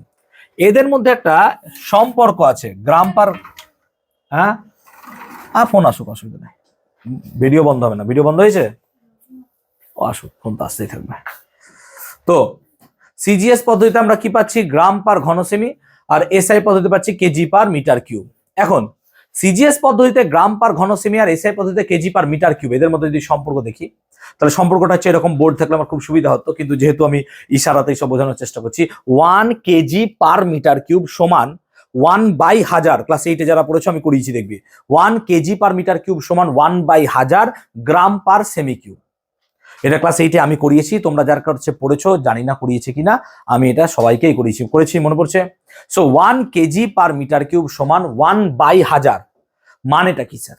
মুদ্রা কথা মানেটা বোঝো। মানে হচ্ছে স্যার, ধরো তোমাকে আমি সিজিএস পদ্ধতিতে কোনো পদার্থের ঘনত্ব দিলাম, ধরো বললাম লোহার ঘনত্ব 7 গ্রাম পার সেমি কিউব, কোন পদ্ধতিতে আছে? সিজিএস। হ্যাঁ না বলো। কি করে বুঝলাম স্যার সিজিএস পদ্ধতি আছে? গ্রাম আর সেমি আছে। গ্রাম সেমি মানে কোন পদ্ধতি স্যার? সিজিএস। কেজি মিটার হলে কি পদ্ধতি হতো স্যার? এসআই। তাহলে সিজিএস পদ্ধতিতে ঘনত্বের মান হচ্ছে 7 গ্রাম পার সেমি কিউব। তাহলে স্যার এসআই কত হবে? মাথায় রাখবো, সিজিএস থেকে যখন আমি এসআই যাব 1000 দিয়ে গুণ করতে হয়। তাই সিজিএস এ যদি হয় 7, এসআই কত হয়ে যাবে? 7000। তাহলে এবার উল্টোটা ভাবো, এসআই যদি কারোর ঘনত্ব 10,000 কেজি পার মিটার কিউব হয়, সিজিএস এ কত হবে স্যার? 10। হ্যাঁ না বলো। তাহলে মাথায় একটা কথা রাখবো, সিজিএস থেকে আমি যখন এসআই পদ্ধতিতে ঘনত্বকে ক্যালকুলেট করব, আমরা সর্বদা কি করব স্যার? না তো 1000 দিয়ে গুণ করব, আর এসআই থেকে যখন আমি সিজিএস এ আসবো 1000 দিয়ে ভাগ করব। বাস, তাহলে মাথায় থাকবে কথাটা। ক্লিয়ার হলো? তাহলে পুরো জিনিসটা ঘনত্ব বুঝাতে পারলাম। এই হচ্ছে ঘনত্ব। অবাক নয়নে দেখছো বাবু, বুঝতে পারছো তো ব্যাপারটা? তাহলে ঘনত্বর কনসেপ্ট ক্লিয়ার হলো, ঘনত্ব কি জিনিস বুঝাতে পারলাম। তাহলে এই হলো আমাদের ঘনত্ব এবং এই হলো আমাদের মোটামুটি আয়তন। এবার আমরা একটা বিশেষ একক করব, বিভিন্ন মাপের একক। বিভিন্ন মাপের একক আমরা খুব সহজে ইউজ করি। যেমন ধরো আমরা যদি কারোর বয়স বলতে প্রকাশ করি, বয়স কি এককে মাপি স্যার? বছরে মাপি। কারো শুনেছো কোনোদিন বয়স মাস এককে মেপেছে? কোনোদিন না। যেমন ধরো তোমাদের বয়স যদি ধরো 14 ইয়ার্স, ধরো আমার বয়স 30 বছর, তো অবভিয়াসলি দেখে মনে হবে না 30 বছর, চুলটুল নয়, মাথায় ভুঁড়ি হয়ে গেছে, but I am 30 years old. Okay, কেউ মানতেই চায় না, দিল তো বাচ্চা হ্যাঁ জি। হ্যাঁ, তো 30 ইয়ার্স ওল্ড। ওকে, সো আমরা ধরে নিই যে 14 তোমরা বা 13 ইয়ার্স ওল্ড তোমাদের বছর বয়স, ঠিক আছে, 13-14 বছর বয়স। তো এবার যদি 13-14 বছর বয়স হয়, আমরা একে যদি মাসে কনভার্ট করি তাহলে 12 দিয়ে গুণ করতে হবে। তাহলে কারোর যদি বয়স 12 বছর হয় তাহলে তাকে বলতে হবে তার 144 মাস বয়স হলো, নাকি? আর প্রত্যেক মাসে তার বয়স কি হবে? চেঞ্জ হবে। সেই জন্য আমরা হিসাব করতে গন্ডগোল হয়ে যাবো। আবার ভাবো, বয়সকে যদি সেকেন্ডে প্রকাশ করা যেত তাহলে আরো বড় ভাঙ চলে আসতো। ধরো কারোর বয়স 14 বছর, তাহলে 14 বছর হতে গেলে কি করতে হবে? 14 বছরকে আগে মাসে কনভার্ট করতে হবে। হ্যাঁ না বলো? তাহলে 14 গুণ 12। মাসকে কিসে রূপান্তরিত করতে হবে? দিনে। 14 গুণিত 12 গুণিত 30। দিনকে কিসে রূপান্তরিত করতে হবে? ঘন্টায়। কত ঘন্টা? 24 ঘন্টা। 24, 12, 30, 24। ঘন্টাকে কিসে রূপান্তরিত করতে হবে? সেকেন্ডে, ইন্টু 3600। এত বড় মান কে মনে রাখবে? আর যদি বছরকে সেকেন্ড এককে প্রকাশও করে দিই, আবে প্রত্যেক সেকেন্ডে আমার বয়স কি হয়ে যাবে? বাড়বে। মানে 2 সেকেন্ডে আমি বুড়ো হয়ে গেলাম 2 সেকেন্ডে। তো এই কারণে আমরা কোনোদিনও বয়সকে সেকেন্ড এককে প্রকাশ করবে না। এটা অনেক স্কুল পরীক্ষায় দেয় যে তোমার বয়সকে সেকেন্ড এককে প্রকাশ করলে তোমার কি কি অসুবিধা হতে পারে। আমি কি বোঝাতে পেরেছি ব্যাপারটা? বুঝতে পারলে অসুবিধাটা কি হবে? ঠিক আছে, তো এই হচ্ছে তার অসুবিধা, সেজন্য আমরা বছরে ব্যবহার করি। সেই রকমই ধরো এখান থেকে শিয়ালদার দূরত্ব 10 কিলোমিটার, আমি যদি বলি এখান থেকে শিয়ালদার দূরত্ব সেন্টিমিটারে মাপবো, পাগল হয়ে যাবো তো। কারণ কিলোমিটারে 10 হয়, সেন্টিমিটারে তো অনেক বড় হয়ে যাবে। আবার যেমন ধরো আমি যদি বলি যে আমার কাছে এই পেনটা আছে, পেনটার দৈর্ঘ্য, আমি যদি বলি পেনটার দৈর্ঘ্য কিলোমিটারে মাপবো, কিলোমিটারে পেনের দৈর্ঘ্য মাপতে পারবো আমি কোনোদিনও না স্যার। তাহলে আমাদেরকে কোথায় কোন একক ব্যবহার করতে হবে এইটা সবার আগে বুঝতে হবে। হ্যাঁ না বলো? যে কোথায় সেন্টিমিটার, কোথায় মিলিমিটার, কোথায় কিলোমিটার, সেই জন্য বিভিন্ন মাপের একক আমাকে জানতে হবে। যেখানে ক্ষুদ্র মান সেখানে ক্ষুদ্র একক ব্যবহার করো, যেখানে বৃহৎ মান সেখানে বৃহৎ ইউজ করো। সেই জন্য আমরা আগের ক্লাসে প্রিফিক্স অ্যান্ড সাফিক্স পড়িয়েছিলাম। যেমন ধরো তোমার যদি চুলের ব্যাসার্ধ মাপতে দেয়, তুমি নিশ্চয় মিটার বা তুমি সেন্টিমিটারে মাপবে না, কিসে মাপবা? মাইক্রোমিটার বা মিলিমিটারে। হ্যাঁ না বলো? তাই না? তেমনি তোমার যদি হাতের বা আঙুলের এরকম করে দৈর্ঘ্য মাপতে দেয়, এগুলো সেন্টিমিটারে মাপবো, হাতটা সেন্টিমিটারে মাপবো। তাহলে এই যে এইগুলো মাপ, এগুলো বিভিন্ন মাপে মাপতে হবে। ক্লিয়ার হলো ব্যাপারটা? বিভিন্ন মাপের দরকার হয়। যেমন ধরো আমরা যদি ক্ষুদ্র দৈর্ঘ্য মাপতে চাই, ক্ষুদ্র দৈর্ঘ্য, তাহলে ক্ষুদ্র দৈর্ঘ্য মাপতে গেলে আমরা ইউজ করি অ্যাংস্ট্রম, আমরা ইউজ করি ন্যানোমিটার। হ্যাঁ না বলো? আমরা ইউজ করি পিকোমিটার, ফেমটোমিটার, মাইক্রোমিটার। মনে পড়ছে আগের দিন? এগুলো ক্ষুদ্র মাপবো। আমাদেরকে যদি বৃহৎ মাপতে দেয় তাহলে আমরা কিলোতে যেতে পারবো, কিলোমিটার। আমরা যেতে পারি মেগামিটার, আমরা যেতে পারি টেরামিটার, এরকম নাম আমরা ইউজ করেছিলাম। এগুলো বড় বড় মাপতে পারি। যেমন ধরো দৈর্ঘ্যের যদি বড় একক দেখো, আমরা এটা নেক্সট ক্লাসে বোঝাবো। দৈর্ঘ্যের বড় একক হচ্ছে আলোক বর্ষ। আমরা নেক্সট ক্লাসে এটা বোঝাবো, আলোক বর্ষ। তাহলে দৈর্ঘ্যের বড় একক কি হচ্ছে স্যার? আলোক বর্ষ। তাহলে আলোক বর্ষ কাকে বলে স্যার? আলো 1 বছরে যে পথ যায় তাকে বলা হয় আলোক বর্ষ। আমরা এটা নেক্সট ক্লাসে বোঝাবো, বারবার বলছি। হ্যাঁ, তো এইরকম ভাবে বিভিন্ন জায়গায় ছোট বড় মাপের এককটা ব্যবহার করতে হয়, সেটা আমরা নেক্সট ক্লাসে বুঝাচ্ছি। ক্লিয়ার? বুঝতে পারলাম কোথায় কোথায় ইউজ করা হয়। যেমন ধরো আমরা যদি ভরের ছোট একক দেখি, না তো ভরের ছোট একক আমরা পরমাণুকে মাপি। পরমাণুকে কিসে মাপি স্যার? পরমাণুকে মাপি পারমাণবিক ভর এককে, যেটাকে বলা হয় AMU। দেখো তোমাদের নোটসে থাকবে, যেহেতু আছে বলে আমি বুঝিয়ে দিচ্ছি পরপর। AMU পারমাণবিক ভর একক। এবার পারমাণবিক ভর একক বা AMU অ্যাটমিক মাস ইউনিট কাকে বলে? দেখো পরমাণুকে তো তুমি চোখে দেখতেই পাবা না, তাহলে পরমাণুকে মাপবা কি করে? আমরা দাড়িপাল্লা দিয়ে তো একটা পরমাণুকে মাপতে পারি না। পরমাণু দেখতে ছবিতে স্কুলের বইয়ে এত বড় বড় লাগে, থরি না পরমাণু এরকম বড় বড় পিঠের মতো, পরমাণু তো চোখে দেখা যায় না, তাহলে মাপবো কি করে? দেখো আমাদের স্কুলে বা গার্জেনদেরকে যখন খাতা দেয়, ঠিক আছে, ক্লিপটা কেটে গার্জেনদেরকে শুনিয়ে দিও না, হ্যাঁ, যে দেখো দেখো মা দেখো, তো যখন হয় তো গার্জেনরা বলে ওই মেয়েটা কত পেলো আর তুই কত পেলি, অলওয়েজ কম্পারিজনে চলে আসে, তাই না? যেমন ধরো ফার্স্ট সেকেন্ড থার্ড ফোর্থ এদের মধ্যে একটা বিশাল লড়াই চলে। উদাহরণ দিচ্ছি 1 2 3 4, কারণ ক্লাসে আমি ফার্স্ট হতাম তো আমি এই কম্পিটিশনটা বুঝতাম। সো যদিও আমার সাথে কারো কম্পিটিশন ছিলই না, ফার্স্ট সেকেন্ড থার্ড ফোর্থ এরকম ছিল। ফার্স্ট সেকেন্ড থার্ড ফোর্থের মধ্যে সবসময় কি করতাম, আমরা একে অপরের নাম্বার জানতে চাইতাম। ও তুই ইংলিশে আমার থেকে 2 পেয়েছিস, আচ্ছা আচ্ছা আমি ম্যাথে তোর থেকে 4 পেয়েছি, চলো মেকআপ হয়ে গেছে, আমি এগিয়ে গেছি। আমরা এইভাবে হিসাব করতাম, তাই না? আমরা নিজের নাম্বার জানার আগে অন্যের নাম্বারটা জানায় বেশি আগ্রহ রাখতাম। কিন্তু একজন সফল ব্যক্তি কি করবে, নিজের নাম্বার নিয়ে দেখবে যে আমি আগের পরীক্ষায় 10-এ 8 পেলাম, এবার 7 পেলাম, আমার অবনতি হয়েছে। ভলেই আমি ক্লাসে ফার্স্ট হই, কিন্তু আমি 10-এ 7 তো পেলাম, তাই না? যেমন এটা একটা উদাহরণ দিচ্ছি, ধরো যেমন আমি আমার গার্জেনদেরকে কোনোদিন স্যাটিসফাই করতে পারিনি নাম্বার এনে, ক্লাসে ফার্স্ট হতাম, never I have never satisfied them. ঠিক আছে, আমি যাই করেছি আমি স্যাটিসফাই করতে পারিনি। আমার গার্জেনের খুব ইচ্ছা ছিল মায়ের যে আমি চাকরি করি, আর আমি হেট করি চাকরি করাকে, আমি চাকরি করা পছন্দ করি না। তো মানে পছন্দ করি না যে কেউ আমাকে অর্ডার দেবে, আমি তো মুখের উপর দুটো কথা শুনিয়ে দিব, পারবো না, আমি পারি না এই কথাটা। আমি বললাম দেখো চাকরি করতে গেলে আমাকে কোনদিন সুইসাইড করে মরবো, আমি পারবো না। তাহলে ঠিক আছে, নিজের মতো যা মন যাই করো ভাই, কিছু দরকার নাই। সো আমি খুব খুশি আছি পড়াতে, because I love to teach. আমি সারা দিন পড়াতে পারবো, আমাকে কেউ যদি দেয়। এগুলো আমার এখন ব্যথা করছে, স্টিল আমি কন্টিনিউয়াসলি 10টা পর্যন্ত পড়িয়ে যাবো। যাও সেসব ছাড়ো, বলবে স্যার ফ্লেক্স মারছে। ব্যাপারটা হচ্ছে 6 থেকে 7-এ উঠবো, ঘটনাটা মনে পড়ে আমাদের তখন 700-তে পরীক্ষা হতো বোধহয়, 700 বা এরকম কিছুতে বোধহয়। আমি হাফ ইয়ারলি পরীক্ষা আর ফাইনাল পরীক্ষা হতো আমাদের স্কুলে। হাফ ইয়ারলি পরীক্ষা আমি পেয়েছিলাম 578, ধরো আমি কথা মনে বলছি, এক্স্যাক্টলি মনে নেই 578 বা 598 হবে। 700-তে আমি 578 পেলাম, ঠিক আছে, ক্লাসে ফার্স্ট হলাম। কিন্তু কি হলো, অ্যানুয়ালিতে 578 নাম্বার এলো না, কত এলো 565, ধরে নাও 13 কমে গেল। স্টিল আমি ক্লাসে ফার্স্ট হলাম, মানে কি অন্যরা আরো কম পেয়েছে, স্যার খাতা চেপে দেখিয়েছে, নাম্বার আসেনি। প্রথম প্রশ্ন যে জানে বেটা ফার্স্ট তো হবে, ছেড়ে দে, ওই নিয়ে প্রশ্ন নাই। প্রথম প্রশ্ন 13 নম্বর গেল কোথায়?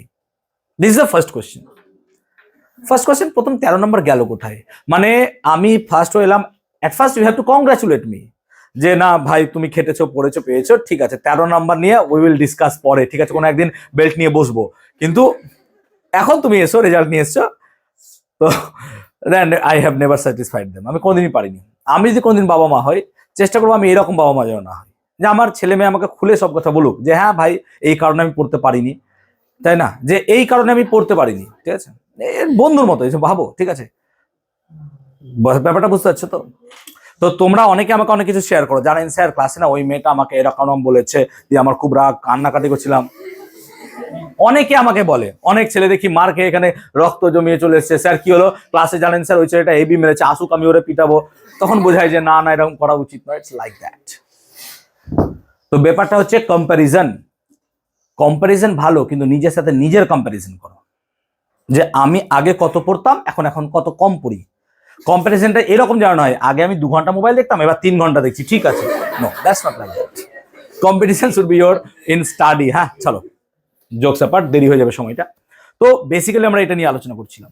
তো এখানেও আমরা কি করি, পরমাণুর ভর মাপার জন্য একটার সাপেক্ষে আর একটাকে মাপি। এই জন্য আমরা ইউজ করি কার্বন স্কেল। আমি মোটা কথা বলে দিচ্ছি, যে পরে আমরা পড়াবো মোলের চ্যাপ্টারে, মোলের ধারণা চ্যাপ্টারে পড়াবো, যে একটা কোনো পরমাণু একটা কার্বন পরমাণুর তুলনায় যতগুণ ভারী, এভাবে ভাবো। যেমন ধরো মোটা কথা বলতে গেলে একটা হাইড্রোজেন পরমাণুর তুলনায় কোনো একটা পরমাণু যতগুণ ভারী তাকে বলবো তার পারমাণবিক ভর। উদাহরণ দিচ্ছি, ধরো সোডিয়ামের ভর 23, মানে আমরা কি বুঝবো, যে সোডিয়ামের একটা পরমাণু একটা হাইড্রোজেনের তুলনায় কত গুণ ভারী স্যার? 23 গুণ ভারী। যেমন অক্সিজেন কত স্যার? 16, তার মানে অক্সিজেনের 16 ভর নয়, 16 গ্রাম নয়, 16 AMU। দ্যাট মিনস একটা সোডিয়ামের পরমাণুর ভর একটা হাইড্রোজেনের তুলনায় 16 গুণ ভারী। বুঝতে পারছি ব্যাপারটা? তার মানে আমার ক্লাসে র্যাঙ্ক সেকেন্ড বা আমার ক্লাসে র্যাঙ্ক 17th, মানে আমি 1 থেকে 16 নম্বর ঘর পিছনে আছি বলে আমি 17তে দাঁড়িয়েছি। নো কম্পারিজনটা এরকম ভাবে হয়। বুঝতে পেরেছি ব্যাপারটা? এই 1 AMU এর মানটা মুখস্থ রাখবো আমরা। মূলের ধারণাটা আমি ডিটেল বোঝাবো। 1.6603, কোনো বই 05 থাকতে পারে, ইন্টু 10⁻⁻24 গ্রাম and 10⁻⁻27 কেজি। তাহলে 1.6605 ইন্টু 10⁻⁻27 কেজি।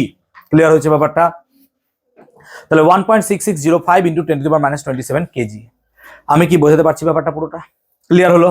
তাহলে বিভিন্ন মাপের এককটা বোঝাতে পারলাম। এবার দেখো আমাদের নোটসে আছে কি মাত্রা। আর আমি একটু আগে কি বললাম, স্যার মাত্রা বোঝাতে পারবো না বিকজ অফ সাম কি বলবো কপাল খারাপ। ঠিক আছে, তো সাম কপাল খারাপের জন্য আমি মাত্রাটা বোঝাতে পারবো না।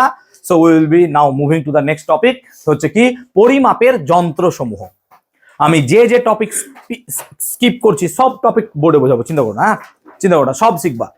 তো আমরা যদি পরিমাপ বুঝি, পরিমাপ মাপবো স্যার, মাপবো, তাহলে মাপতে গেলে আমাদেরকে কি মাপতে হবে স্যার? দৈর্ঘ্য, ভর, সময়, এই তিনটে জিনিস মাপবো। দৈর্ঘ্য, ভর আর সময়। তার সঙ্গে আমরা মাপবো আয়তন, তার সঙ্গে আমরা আয়তন মাপবো। তো দৈর্ঘ্য মাপটাকে আগে বুঝি। দৈর্ঘ্য মাপার জন্য আমার কাছে যে যন্ত্রটা থাকে তাকে বলা হয় সাধারণ স্কেল বা রুলার স্কেল। সাধারণ স্কেল এটা রুলার স্কেল। এছাড়া স্কেল অনেক রকমের হয়। দেখবে যখন রাস্তা মাপে ফিতার মতো থাকে, ওটাও একটা স্কেল। হ্যাঁ না বলো? ফিতা দিয়ে দৈর্ঘ্য মাপছে। আবার কি হয় দেখবে, যারা দর্জির কাজ করে দেখবে বাঁকা থাকে তাদের কাছে অনেক সময় মাপ নেওয়ার জন্য, কি হাতের এই জায়গাটার কাটিং হওয়ার জন্য এরকম করে বাঁকা স্কেল থাকে, ওগুলোতেও দৈর্ঘ্য মাপে। তো দৈর্ঘ্য মাপার জন্য স্যার স্কেল নেওয়া হয়, এটাকে বলা হয় সাধারণ স্কেল বা রুলার স্কেল। এই স্কেলে কি হয় স্যার? এই স্কেলে 10টা দাগের মধ্যবর্তী দূরত্বকে বলা হয় 1 সেমি। হ্যাঁ না বলো? অর্থাৎ 0 থেকে 1 যদি যাও 1 সেমি হবে এবং তার মাঝে কটা দাগ থাকবে স্যার? 10। তার মানে এই স্কেল সব থেকে ছোট যেটা মাপতে পারবে সেটা হচ্ছে 1 মিলিমিটার। হ্যাঁ না বলো? ঠিক বলছি তো? এই স্কেল কি 1 মিলিমিটারের থেকে ছোট মাপতে পারবে না স্যার? কারণ 1 মিলিমিটারই তো সব থেকে ছোট দাগ এখানে আছে। সেই জন্য কোনো একটা যন্ত্র সব থেকে ছোট যে মাপটা মাপতে পারে সেটাকে বলা হয় তার লঘিষ্ঠ ধ্রুবক বা লিস্ট কাউন্ট। তাহলে লিস্ট কাউন্ট বা লঘিষ্ঠ ধ্রুবক কাকে বলে? কোনো একটা যন্ত্র সব থেকে ছোট যতটুকু মাপতে পারবে সেটাকে বলা হয় তার লিস্ট কাউন্ট। যেমন রুলার স্কেলের লিস্ট কাউন্ট বা লঘিষ্ঠ ধ্রুবক কত হবে স্যার? বলো 1 মিলিমিটার। হ্যাঁ না বলো? 1 মিলিমিটার, কারণ এর থেকে ছোট মাপতে পারবে না। ক্লিয়ার হয়েছে ব্যাপারটা? আমি যদি একটা চুল ছিঁড়ে এখানে দেখিয়ে দিই, মাপ কত মাপতে পারবে না। হ্যাঁ না বলো? আমি কি ক্লিয়ার করতে পেরেছি ব্যাপারটা? বলতে পেরেছি সবাইকে? তাহলে এটা হলো রুলার স্কেল। এবার এই মাপ কি করে নেবো স্যার? যখন তুমি এর উপর কোনো মাপ নেবে, ভালো করবো, এর উপর মাপ নেবে না, মাপটা নেওয়ার সময় চোখটা সোজা লম্ব ভাবে থাকতে হবে। মাপ নিচ্ছি ঠিক আছে, শুয়ে মাপ নিচ্ছি, ওরম নয়, নো লাইক দ্যাট। যদি তির্যক ভাবে মান নাও, তির্যক ভাবে মাপ নাও, তাহলে পরে দেখা যায় যে যেখানে দাগে দাগ পড়ার কথা ছিল সে তার আগে পরে পড়ে যাবে। তাহলে এটা একটা ভুল হতে পারে। ধরো তোমাকে প্রিসাইজলি মাপতে হবে 3.2 মিলিমিটার, তুমি মেপে দিচ্ছ এরকম করে ভুল নিয়ে 3.4 মিলিমিটার বা 3 মিলিমিটার, গন্ডগোল হয়ে যাচ্ছে না?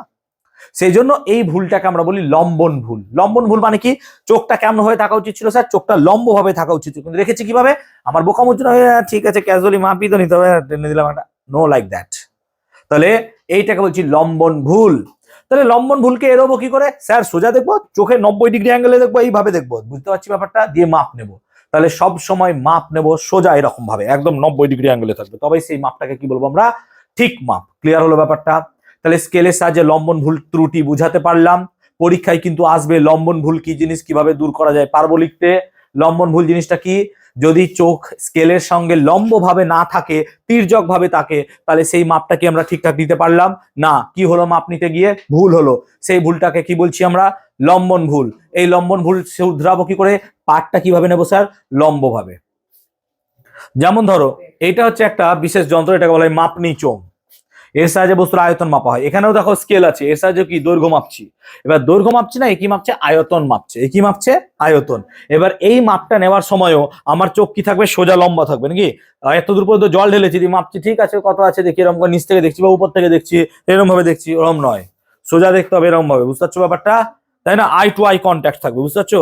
এরকম কি দেখছি দেখি, লাইক দ্যাট। ওকে, এরকম ভাবে দেখবো আমরা। আমি বুঝতে পারছি, আই হোপ ক্লাস এনজয় করতে পারছো তো? ভালো লাগছে তো? ঠিক আছে। পড়াশোনা বার্ডেন নয় ভাই, পড়াশোনা বোঝো। আমি একটা মনে হচ্ছে মুখস্থ কিছু বলছি। ইজ ইট দেয়ার এনি মুখস্থ ভাই? প্লিজ, আমি 11 12 এইভাবে বোঝাই, 9 10 এইভাবে বোঝাই, 7 8 বোঝাতে একটু কষ্টই হয়। বাচ্চা তো মানে বুঝতে পারি না যে ওরা বুঝছে কিনা। যাও, তোমরা বুঝতে পারছো তো? তাহলেই হবে। ওকে, ক্লিয়ার হয়েছে এতদূর পর্যন্ত? সবাই বুঝতে পারছি নিশ্চয়ই। তাহলে লম্বন ভুল এড়িয়ে দিলাম, ঠিক করলাম। এবার তুমি আমাকে বলো যে আমার কাছে ধরো একটা বক্ররেখা আছে। বক্ররেখা মানে ধরো আমার কাছে একটা এরকম আঁকা বাঁকা তার আছে, আঁকা বাঁকা তার, শক্ত তার, তুমি সোজা করতে পারছো না, আঁকা বাঁকা তার আছে। ধরো তোমার কাছে এরকম একটা আঁকা বাঁকা তার আছে, এই তারের দৈর্ঘ্য তুমি এই স্কেলের সাহায্যে কি করে মাপবা? কারণ স্কেল তো সোজা আর তার তো আঁকা বাঁকা, তাহলে কি করে মাপবো? মাপা যাবে না। ভেরি গুড, যেমন হাল ছেড়ে দিল। কিন্তু বন্ধু আমরা তো হাল ছাড়বো না, আমরা তো মাপবো, আমরা মাপবো। এইখানেই তো ফিজিক্স। ফিজিক্স মানে এই নয় যে অনেক সময় ইউটিউবের স্টোরিতে দিয়ে দেয় বা মানে শর্টসে দিয়ে দেয় যে এই হলো চলো ফিজিক্স। গোটা দুনিয়ায় ফিজিক্স। তুমি যেটা অবজার্ভ করছো তার ব্যাখ্যাটা হচ্ছে ফিজিক্স। তুমি শ্বাস প্রশ্বাস নিচ্ছ সেটাও ফিজিক্স, কিন্তু তার ব্যাখ্যাটা অ্যাকচুয়ালি ফিজিক্স। গোটা দুনিয়াতে সবই কিছু ঘটছে, আমি তো দাঁড়িয়ে আছি, এটাও কি ফিজিক্সের জন্যই? সবই তো ফিজিক্সের জন্য। তো বেসিক্যালি ওইভাবে ফিজিক্সকে ব্যাখ্যা করা যায় না। ফিজিক্স মানে এটা কেন হচ্ছে তার ব্যাখ্যা কি, ওই ব্যাখ্যাটাকে অ্যাকচুয়ালি বলা হয় ফিজিক্স। বুঝতে পারছো ব্যাপারটা? পৃথিবী ঘুরছে এই তো ফিজিক্স, কিন্তু পৃথিবী ঘুরছে কেন, কি কারণ, এর ফল কি, দ্যাট ইজ ফিজিক্স। বুঝতে পারছি ব্যাপারটা? তো ও যেমন হাল ছেড়ে দিল, আমরা হাল ছাড়বো না। তো একটা বাঁকাকে কি করে মাপবো? এ নিয়ে আইডিয়া দাও, আইডিয়া। যে হ্যাঁ স্যার, কি বলো? ফিতে দিয়ে। আমার কাছে এই স্কেল ছাড়া তো নাই। আমি প্রথমে বলে দিলাম I have only this scale, আমার আর অকাত নাই যে আমি ফিতা কিনতে পারবো। हाँ बागड़ा सोजा करते पारबी ना तो, तू बाहुबली नहीं तो, तू तुझे लग रहा है तू बाहुबली है लेकिन तू बाहुबली नहीं है। हाँ बोलो, হ্যাঁ ব্যাক স্কেল নেই তো, এই বলছি না আমরা যে অকাত নাই ভাই, আমি এটাই কিনে রেখেছি। হ্যাঁ ইনোভেটিভ আইডিয়া আসছে না কত কি, ইনস্টাগ্রামের আইডিয়া বানানোর সময় তো ইনোভেটিভ নামস চলে আসে। রে বাপরে, তখন ইনোভেটিভ নামস। বলো পারফেক্ট বয়। চলো বসো, আমরা কি করব, একটা দড়ি নেব। এবার হ্যাঁ তুমি ফিজিক্স ভালো শিখছো, দেখো দেখো গুড বয়, ছেলেটা মাথায় বুদ্ধি আছে। দেখো এরকম বাঁকা ছিল, তুমি বন্ধু হাল ছেড়ে দিলে, ও হাল ছাড়লো না, দেখলে তো? এবার দেখো একটা দড়ি নিলাম, দড়িটা ওই গায়ে জড়ালাম, দিয়ে দড়িটা গায়ে জড়িয়ে জড়িয়ে জড়িয়ে জড়িয়ে মাপ নিলাম, দিয়ে দড়িটাকে নিয়ে কি করলাম, সোজা করে দিলাম। ঠিক বুঝতে পারছি ব্যাপারটা? তাহলে এই স্কেল দিয়ে এবার দড়িটাকে মেপে নিলাম, স্যার এটাই তার দৈর্ঘ্য। হ্যাঁ না বলো, বুঝতে পারছি ব্যাপারটা? তাহলে এইভাবে আমরা কি একটা বক্র দৈর্ঘ্য মাপতে পারবো? এটা কোন স্কুল প্রজেক্ট দেবে যে স্কেলের সাহায্যে একটা বক্র দৈর্ঘ্য কি করে মাপবো, তখন তুমি বলে দিও না বক্র দৈর্ঘ্যটাকে সোজা করে নেবো দিয়ে মাপবো, বা তুমি বলে দিও না যে স্যার ফিতে কিনে এনে মাপবো। ক্লিয়ার হলো ব্যাপারটা? হবে তো সবই। ক্লিয়ার হলো ব্যাপারটা? বুঝতে পারলাম। তাহলে মাপ কি ক্লিয়ার হলো। এবার হচ্ছে সময়ের মাপ, যেটা গোটা দুনিয়া জানে, তুমিও জানো। ঠিক আছে, তোমারই জ্ঞান নাই, মোবাইল দেখতে দেখতে সময়ের জ্ঞান থাকে না তোমাদের। তো সময়ের মাপ কি জিনিস? সময় মাপি বা সময় দেখি আমরা যার সাহায্যে, সেটা হচ্ছে ঘড়ি। প্রত্যেকের কাছেই ঘড়ি আছে, আমাদের ঘরেও ঘড়ি আছে, মোবাইলে থাকছে ঘড়ি। ঠিক আছে, হ্যাঁ দেখো ঘড়ি ভালো করে দেখো। তাহলে ঘড়ি দু রকমের, একটা হচ্ছে অ্যানালগ যেটাতে কাঁটা থাকে, আর একটা হচ্ছে ডিজিটাল যেটাতে তোমাকে বলে দেয় কখন জল খেতে হবে, তোমার হার্টবিট বেড়ে যাচ্ছে ভাই, কিছু হয়েছে দেখো, এরকম টাইপের। অ্যাপেল ওয়াচ থাকলে তো আরো বেশি বেশি কিছু হয়ে গেল। তো এবার ডিজিটাল ওয়াচ হয়। এই ওয়াচের মাধ্যমে আমরা ঘড়ির বিভিন্ন সময়ে বিভিন্ন সময় মাপতে পারি। আর দৌড় প্রতিযোগিতা একটা বিশেষ ঘড়ি ব্যবহার করা হয়, তাকে বলা হয় স্টপ ওয়াচ। স্টপ ওয়াচ এই কারণেই গুরুত্ব যে টাইম ইন্টারভ্যালকে মাপেও, এই সময় থেকে এই সময়। ধরো আমি এখন স্টপ ওয়াচ যদি চালিয়ে দিই, আমার ক্লাসটা কতক্ষণ চলছে সেটা আমরা বুঝতে পারবো। হ্যাঁ না বলো? দেখো রেকর্ডিং হচ্ছে, এখানে একটা স্টপ ওয়াচ অটোমেটিক্যালি চলছে, ওটা স্টপ ওয়াচই, ও অটোমেটিক চলছে যে তুমি এতক্ষণ ধরে ঘড়ি মোবাইল রেকর্ড করছো, তাহলে এটা kind of stop watch. Clear? এবার স্টপ ওয়াচ বা এগুলো সব বিভিন্ন কাজে লাগে, সেজন্য বিভিন্ন পারপাসের জন্য বিভিন্ন ঘড়ি বানানো হয়। যেমন ধরো ক্রোনোমিটার বানানো হয়েছে, একটা ঘড়ি ক্রোনোমিটার। ক্রোনোমিটার কি? গ্রিনিচ যেখানে বসে আছে মূল মধ্যরেখায়, তাহলে প্রমাণ সময় মাপতে যে ঘড়ি ব্যবহার করি তাকে বলি আমরা কি? ক্রোনোমিটার।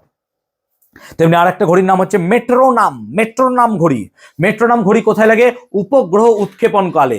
দেখবে ওখানে বলে উপগ্রহ এবার উৎক্ষেপিত হবে T-10, 9, 8 উল্টো দিকে মাপে।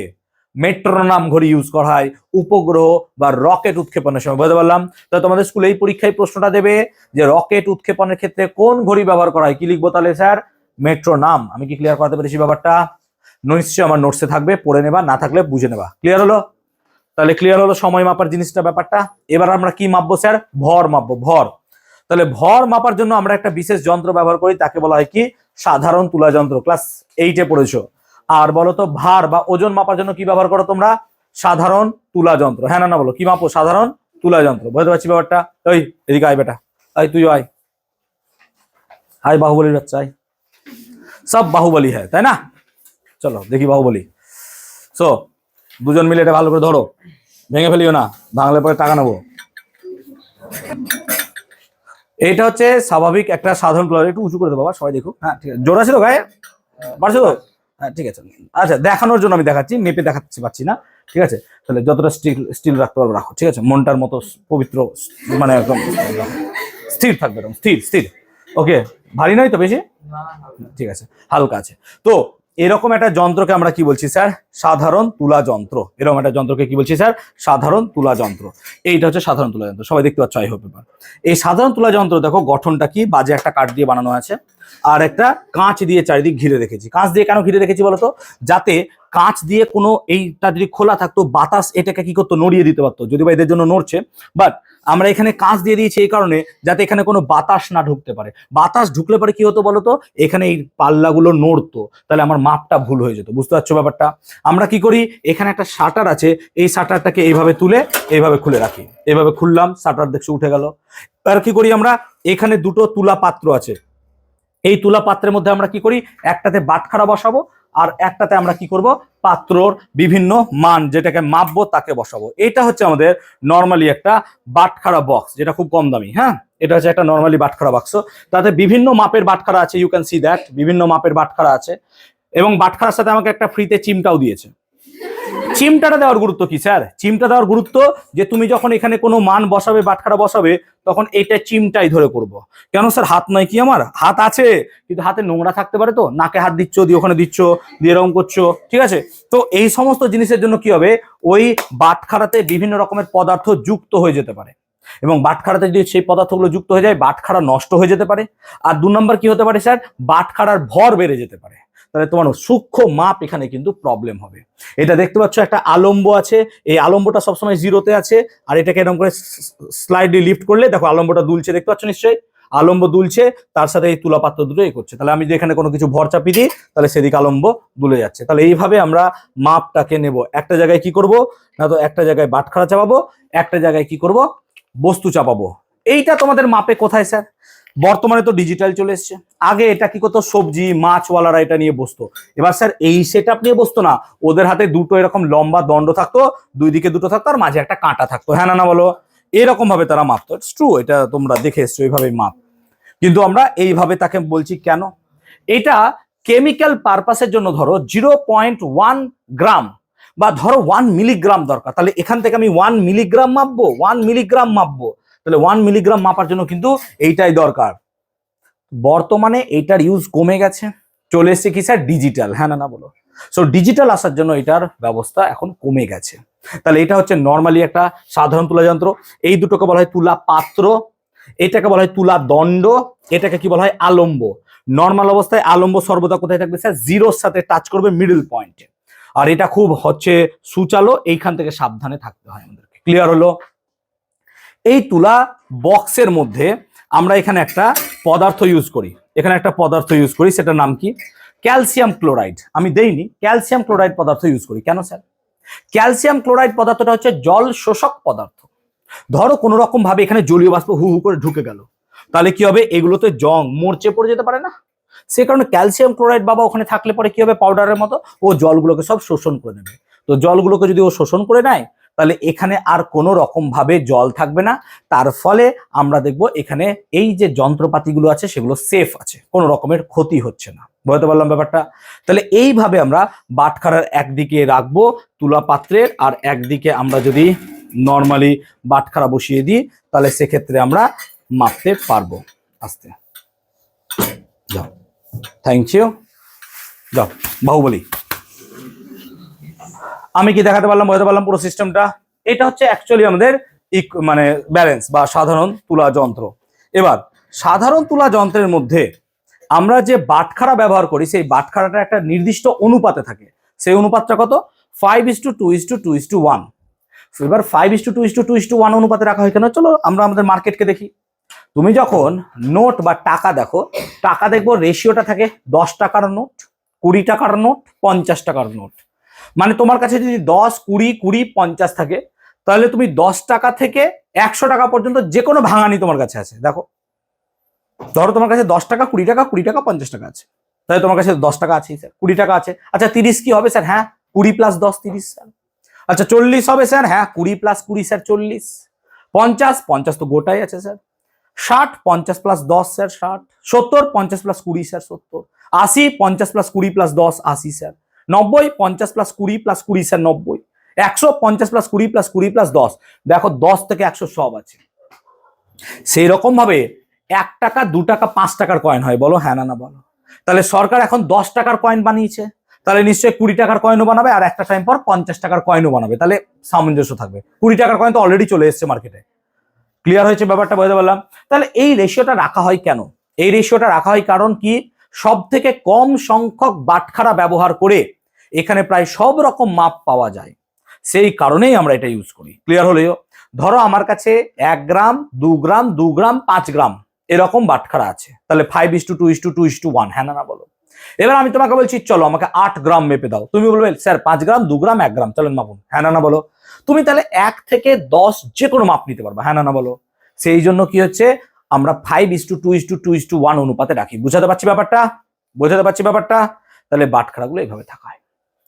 একটা তুলা যন্ত্র যত সূক্ষ্ম পরিমাপ করতে পারবে, সেই যন্ত্র তত সুবেদী হবে। সুবেদী কোনো একটা যন্ত্র বলতে কি বোঝো? যে তুলা যন্ত্র ভরের সামান্য পার্থক্যটুকুও মাপতে পারবে, তাকে বলবো আমরা সুবেদী তুলা যন্ত্র। তাহলে সুবেদী তুলা যন্ত্র কাকে বলে? আচ্ছা বোর্ড নাই, কোনো সমস্যা হচ্ছে ক্লাস করতে? কোন রকম মনে হচ্ছে যে না স্যার এটা কি পড়াচ্ছেন, ওরকম কিছু মনে হচ্ছে না তো? ভালো ভাই। তো সুবেদী তুলা যন্ত্র বলতে কি বোঝো স্যার? যে যন্ত্র ভরের সামান্য পার্থক্যটুকুও মাপতে পারবে, মানে একটু চাপিছে ও মেপে দিচ্ছে, এই রকম যন্ত্রকে আমরা বলছি সুবেদী তুলা যন্ত্র। সুবেদী, সেনসিটিভ, তাই না? কোনো একজন ব্যক্তি থাকে, তাকে একটু কথা বলে সে সেন্সে হার্ট হয়ে চোখ দিয়ে জল বার করে দেয়, তাই না? Sensitive, very sensitive person. তাহলে এটা হচ্ছে কি সেনসিটিভ তুলা যন্ত্র ভাই, একটু ভর চাপাচ্ছে টুক করে মেপে দিচ্ছে, এরকম কে বলছি আমরা? সুবেদী তুলা যন্ত্র। ক্লিয়ার হলো? এই সুবেদী তুলা যন্ত্রের বৈশিষ্ট্য তোমাদের স্কুলের পরীক্ষায় আসে, সুবেদী তুলা যন্ত্রের বৈশিষ্ট্য দেখবো আমার নোটসও আছে। তাহলে কোনো একটা যন্ত্র বা তুলা যন্ত্র ভরের সামান্য পার্থক্যটুকুও মাপতে পারলে তাকে বলছি তার সুবেদিতা ধর্ম। তাহলে একটা তুলা যন্ত্র বা ভালো তুলা যন্ত্রের বৈশিষ্ট্য কি হবে? তাহলে ভালো তুলা যন্ত্রের যদি বৈশিষ্ট্য দেখতে চাও, নাম্বার 1, যে তুলা যন্ত্রটা দৃঢ় হবে। দৃঢ় মানে তুলা যন্ত্রটা শক্তপোক্ত হবে, তুমি একটা ভর চাপিছো ভেঙে পড়ে গেল, এরকম হলে তো হবে না, না? তাহলে তুলা যন্ত্রটা কি হতে হবে? দৃঢ়। দৃঢ় মানে কি বাবা? শক্তপোক্ত, তাই না? রাগ করেছো? ঠিক আছে। 2 নম্বর কি, তুলা যন্ত্রটা সুবেদী হতে হবে। সুবেদী মানে কি? তুলা যন্ত্রটা ভালো মাপতে পারতে হবে, সূক্ষ্ম মাপ করতে হতে পারে, তাই না? তুলা যন্ত্রের তুলা পাত্র দুটো সুস্থির হতে হবে। তুমি দেখো স্থির হচ্ছে না, মানে কি? এটা সূক্ষ্মভাবে মাপতে পারছে। তো একটা ভালো তুলা যন্ত্রের বৈশিষ্ট্য হচ্ছে যে তুলা পাত্র দুটো স্থির থাকতে হবে। তুলা দণ্ড মানে যে লম্বা বাহুটা, এটা বড় হতে হবে। যত বেশি বড় হবে পাত্র তত বেশি ভালো মাপতে পারবে। কিন্তু যদি একটা ভালো তুলা যন্ত্র দেখো, সুবেদী তুলা যন্ত্র, তার পাত্র কি বলতো সব সময় স্থির থাকতে পারে না। কেন স্থির থাকে না? দেখো আমার পরের কোশ্চেনই আছে যে সুবেদী তুলা যন্ত্রের তুলা পাত্রটি স্থির থাকে না কেন? পেয়েছো কোশ্চেনটা? নোটসে পেয়েছো? তার মানে সুবেদী তুলা যন্ত্রের তুলা পাত্রটা স্থির থাকে না। কেন থাকে না স্যার? দেখো সুবেদী তুলা যন্ত্র মানে কি স্যার? সুবেদী তুলা যন্ত্র মানে কোনো একটা তুলা যন্ত্রের সুবেদিতা বলতে বোঝায় সেই যন্ত্র খুব সহজে সূক্ষ্ম পরিমাপ করে দিচ্ছে। এবার সূক্ষ্ম পরিমাপ করে দিচ্ছে বলে সেই যন্ত্রটা কি হচ্ছে, সামান্য ভরের পার্থক্যটুকুও মাপতে পারছে। বা সামান্য ভরের পার্থক্য যদি সে মাপতে পারে, তাহলে তুলা পাত্রটা কি স্থির থাকতে পারবে? না স্যার, থাকতে পারবে না। তো তুলা পাত্রটা স্থির থাকতে পারবে না, তুলা পাত্রটা স্থির থাকতে পারবে না। সেই কারণে তুলা পাত্রটা কি হবে স্যার? আন্দোলিত হতে থাকবে, হ্যাঁ না বলো। তুলা পাত্রটা কি হতে থাকবে স্যার? আন্দোলিত। আমি কি বোঝাতে পারছি ব্যাপারটা? ক্লিয়ার হয়েছে সবার ক্ষেত্রে? তাহলে তুলা পাত্রটা সেই জন্য আন্দোলিত হতে থাকে। তুমি এখানে দেখতে পাচ্ছ আমার যন্ত্রের ক্ষেত্রে এখানে কি হচ্ছে? আন্দোলিত হচ্ছে। অ্যাকচুয়ালি সে শান্ত হতে পারছে না, বিকজ সুবেদী যন্ত্র এরকম ভাবে স্থির হয় না। তবে আমাকে স্থির করতে হবে, নালে হবে না। ক্লিয়ার হয়েছে ব্যাপারটা? তাহলে বলো তুলা যন্ত্র কি বোঝাতে পারলাম? ক্লিয়ার হলো? বোঝাতে পারলাম ব্যাপারটা? তাহলে এই হচ্ছে গল্প তুলা যন্ত্র।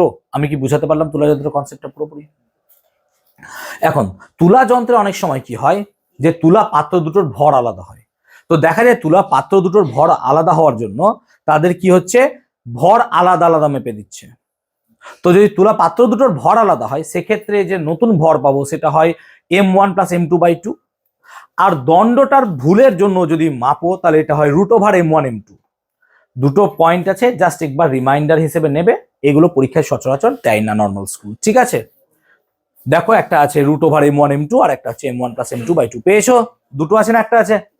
দুটোই আছে, পেয়েছো? ওই জায়গাটা একবার পড়ে রেখো, ঠিক আছে, যে তুলা পাত্রের জন্য কি হয় আর তুলা দণ্ডের এররের জন্য কি হয়। আমি কি বোঝাতে পেরেছি? এবার আমরা কি মাপবো স্যার? আয়তন। দেখো তো এরপর আয়তন আছে কিনা, আয়তন পরিমাপ, বুঝতে পারছি ব্যাপারটা? আয়তন পরিমাপ, আয়তন পরিমাপ করার জন্য যে যন্ত্র আছে আমার কাছে সেটার নাম কি বলতো? মাপনি চোং। কি বলা হয়? মাপনি চোং।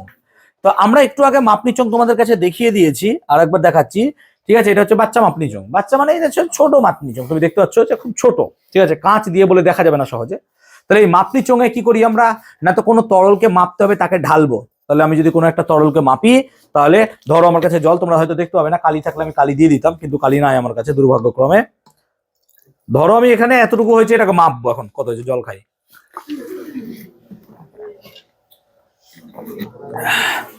চলো এটাকে মাপবো স্যার, এটাকে মাপবো। এটাকে মাপার জন্য কি শুয়ে শুয়ে নেবো? কি শিখালাম স্যার? চোখে চোখ রেখে দেখবো স্যার, সোজা। হ্যাঁ না বলো, সোজা সোজা দেখবো। এবার দেখলাম, এবার এই তুলা যন্ত্র, সরি এই মাপনি চোঙের ক্ষেত্রে দেখছি, ভালো করে দেখবে, এখানে দাগ আছে 5, এখানে আছে দাগ 10। তাহলে 5-এর পর 10 মানে এইটুকু গ্যাপ কত স্যার? 5 ml। কত গ্যাপ স্যার? 5 ml।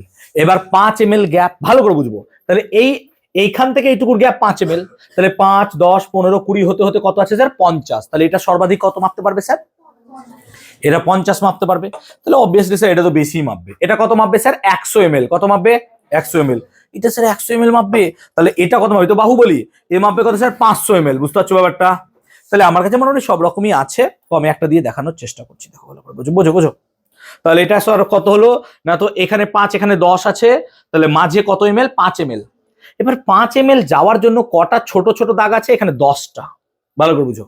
তাহলে একটা স্কেলে যদি আমরা দেখি, তাহলে একটা স্কেলে 0 থেকে 1, এটা কি 1 সেন্টিমিটার? হ্যাঁ না বলো।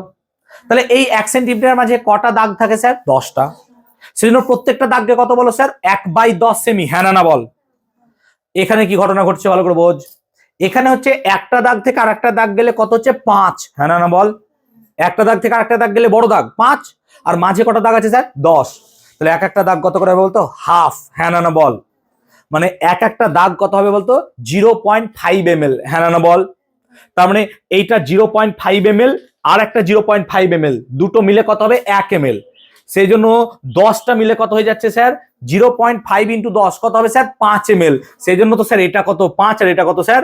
10। বোঝাতে পারছি ব্যাপারটা? তাহলে প্রত্যেকটা দাগ কত করে হচ্ছে? 0.5 ml। এবার যদি এর মাপটা আমরা একটু ভালো করে চেষ্টা করি বোঝার, তাহলে দেখো এখানে 30 আছে, দেখতে পাচ্ছ কি? তো আমি জানি না, বুঝতে পারছি না যে এখানে আছে কত স্যার? 30। আর ওপরে কত আছে স্যার? 35। দেখো 30 আর 35-এর মাঝে আছে, মানে ও 35-কে 6 নি। তাহলে 30-এর বেশি, 35-এর কম। কত নম্বর দাগে ছুঁয়ে রেখেছে? আমি বলছি 8 নম্বর দাগে ছুঁয়ে রেখেছে। মানে ভালো করে বোঝো, 30-এর পর থেকে, ভালো করে বুঝবে, 30-এর পর থেকে 1, 2, 3, 4, 5, 6, 7, 8, 8 নম্বর দাগে ছুঁয়েছে। আচ্ছা, এক একটা দাগ কত করে স্যার? হাফ। তাহলে 8টা দাগ কত স্যার? 4। 30 আছে, 30 + 4 কত হবে স্যার? বোঝাতে পারলাম মাপ? মাপ কি বোঝাতে পেরেছি সবাইকে আমি? তাহলে এইভাবে মাপবো। আমি যদি সামান্য পরিমাণ আরো এর মধ্যে জল ঢেলে দিই, তাহলে আমি নতুন মাপ পেয়ে যাবো। বুঝতে পারছো নিশ্চয়ই? এই দেখো এবার নতুন মাপ হয়ে গেল। এবার নতুন মাপ পেয়ে যাবো। এবার নতুন মাপ কত হবে স্যার? না তো এখানে কত আছে? 35, আর এখানে আছে 40। ও 40 বেরিয়ে গেছে। 40-এর পর একটা দাগে আছে, বলো তো কত হবে স্যার? 41। ইয়েস, 40.5। কারণ এক একটা দাগ কত করে স্যার? 0.5। আমি কি বলতে পারছি ব্যাপারটা? ক্লিয়ার হলো ব্যাপারটা? তাহলে 40.5 ক্লিয়ার হলো। এইভাবে মাপবো। এবার দেখো ভুল, আমি তরল ঢেলেছি, কিন্তু দেখো তরলের ফোঁটা ফোঁটা গুলো গায়ে লেগে গেছে। তাহলে এই আয়তনগুলো কে ধরবে? তোমার কে ধরবে? ভূতে ধরবে না। তাহলে তরলটাকে তোমাকে এমন ভাবে ঢালতে হবে যেন তরল গায়ে না লেগে থাকে। আর গায়ে যদি লেগেও থাকে, তাহলে এরকম এরকম করে ঘুরিয়ে তরলগুলোকে আমাকে কি করতে হবে? আবার তার মধ্যে নিয়ে নিতে হবে। বুঝতে পারছো ব্যাপারটা? তাহলে এক্স্যাক্ট মাপটা পাবে। দেখো তরল কমে যাচ্ছে অনেকটা, এইরকম ভাবে। ক্লিয়ার হলো? এবার এই মাপটাকে যখন আমরা এর মধ্যে ডালবো তাহলে এই মাপ আমরা এখানে পাবো। মাপটা কি আলাদা হবে না একই হবে? একই হবে। আবার আলাদা কেন ভাই? একই মাপবে ও। দেখো এই দেখো 40, দেখতে পাচ্ছ? বুঝতে পারছো? মাপটা একই হয়ে গেল।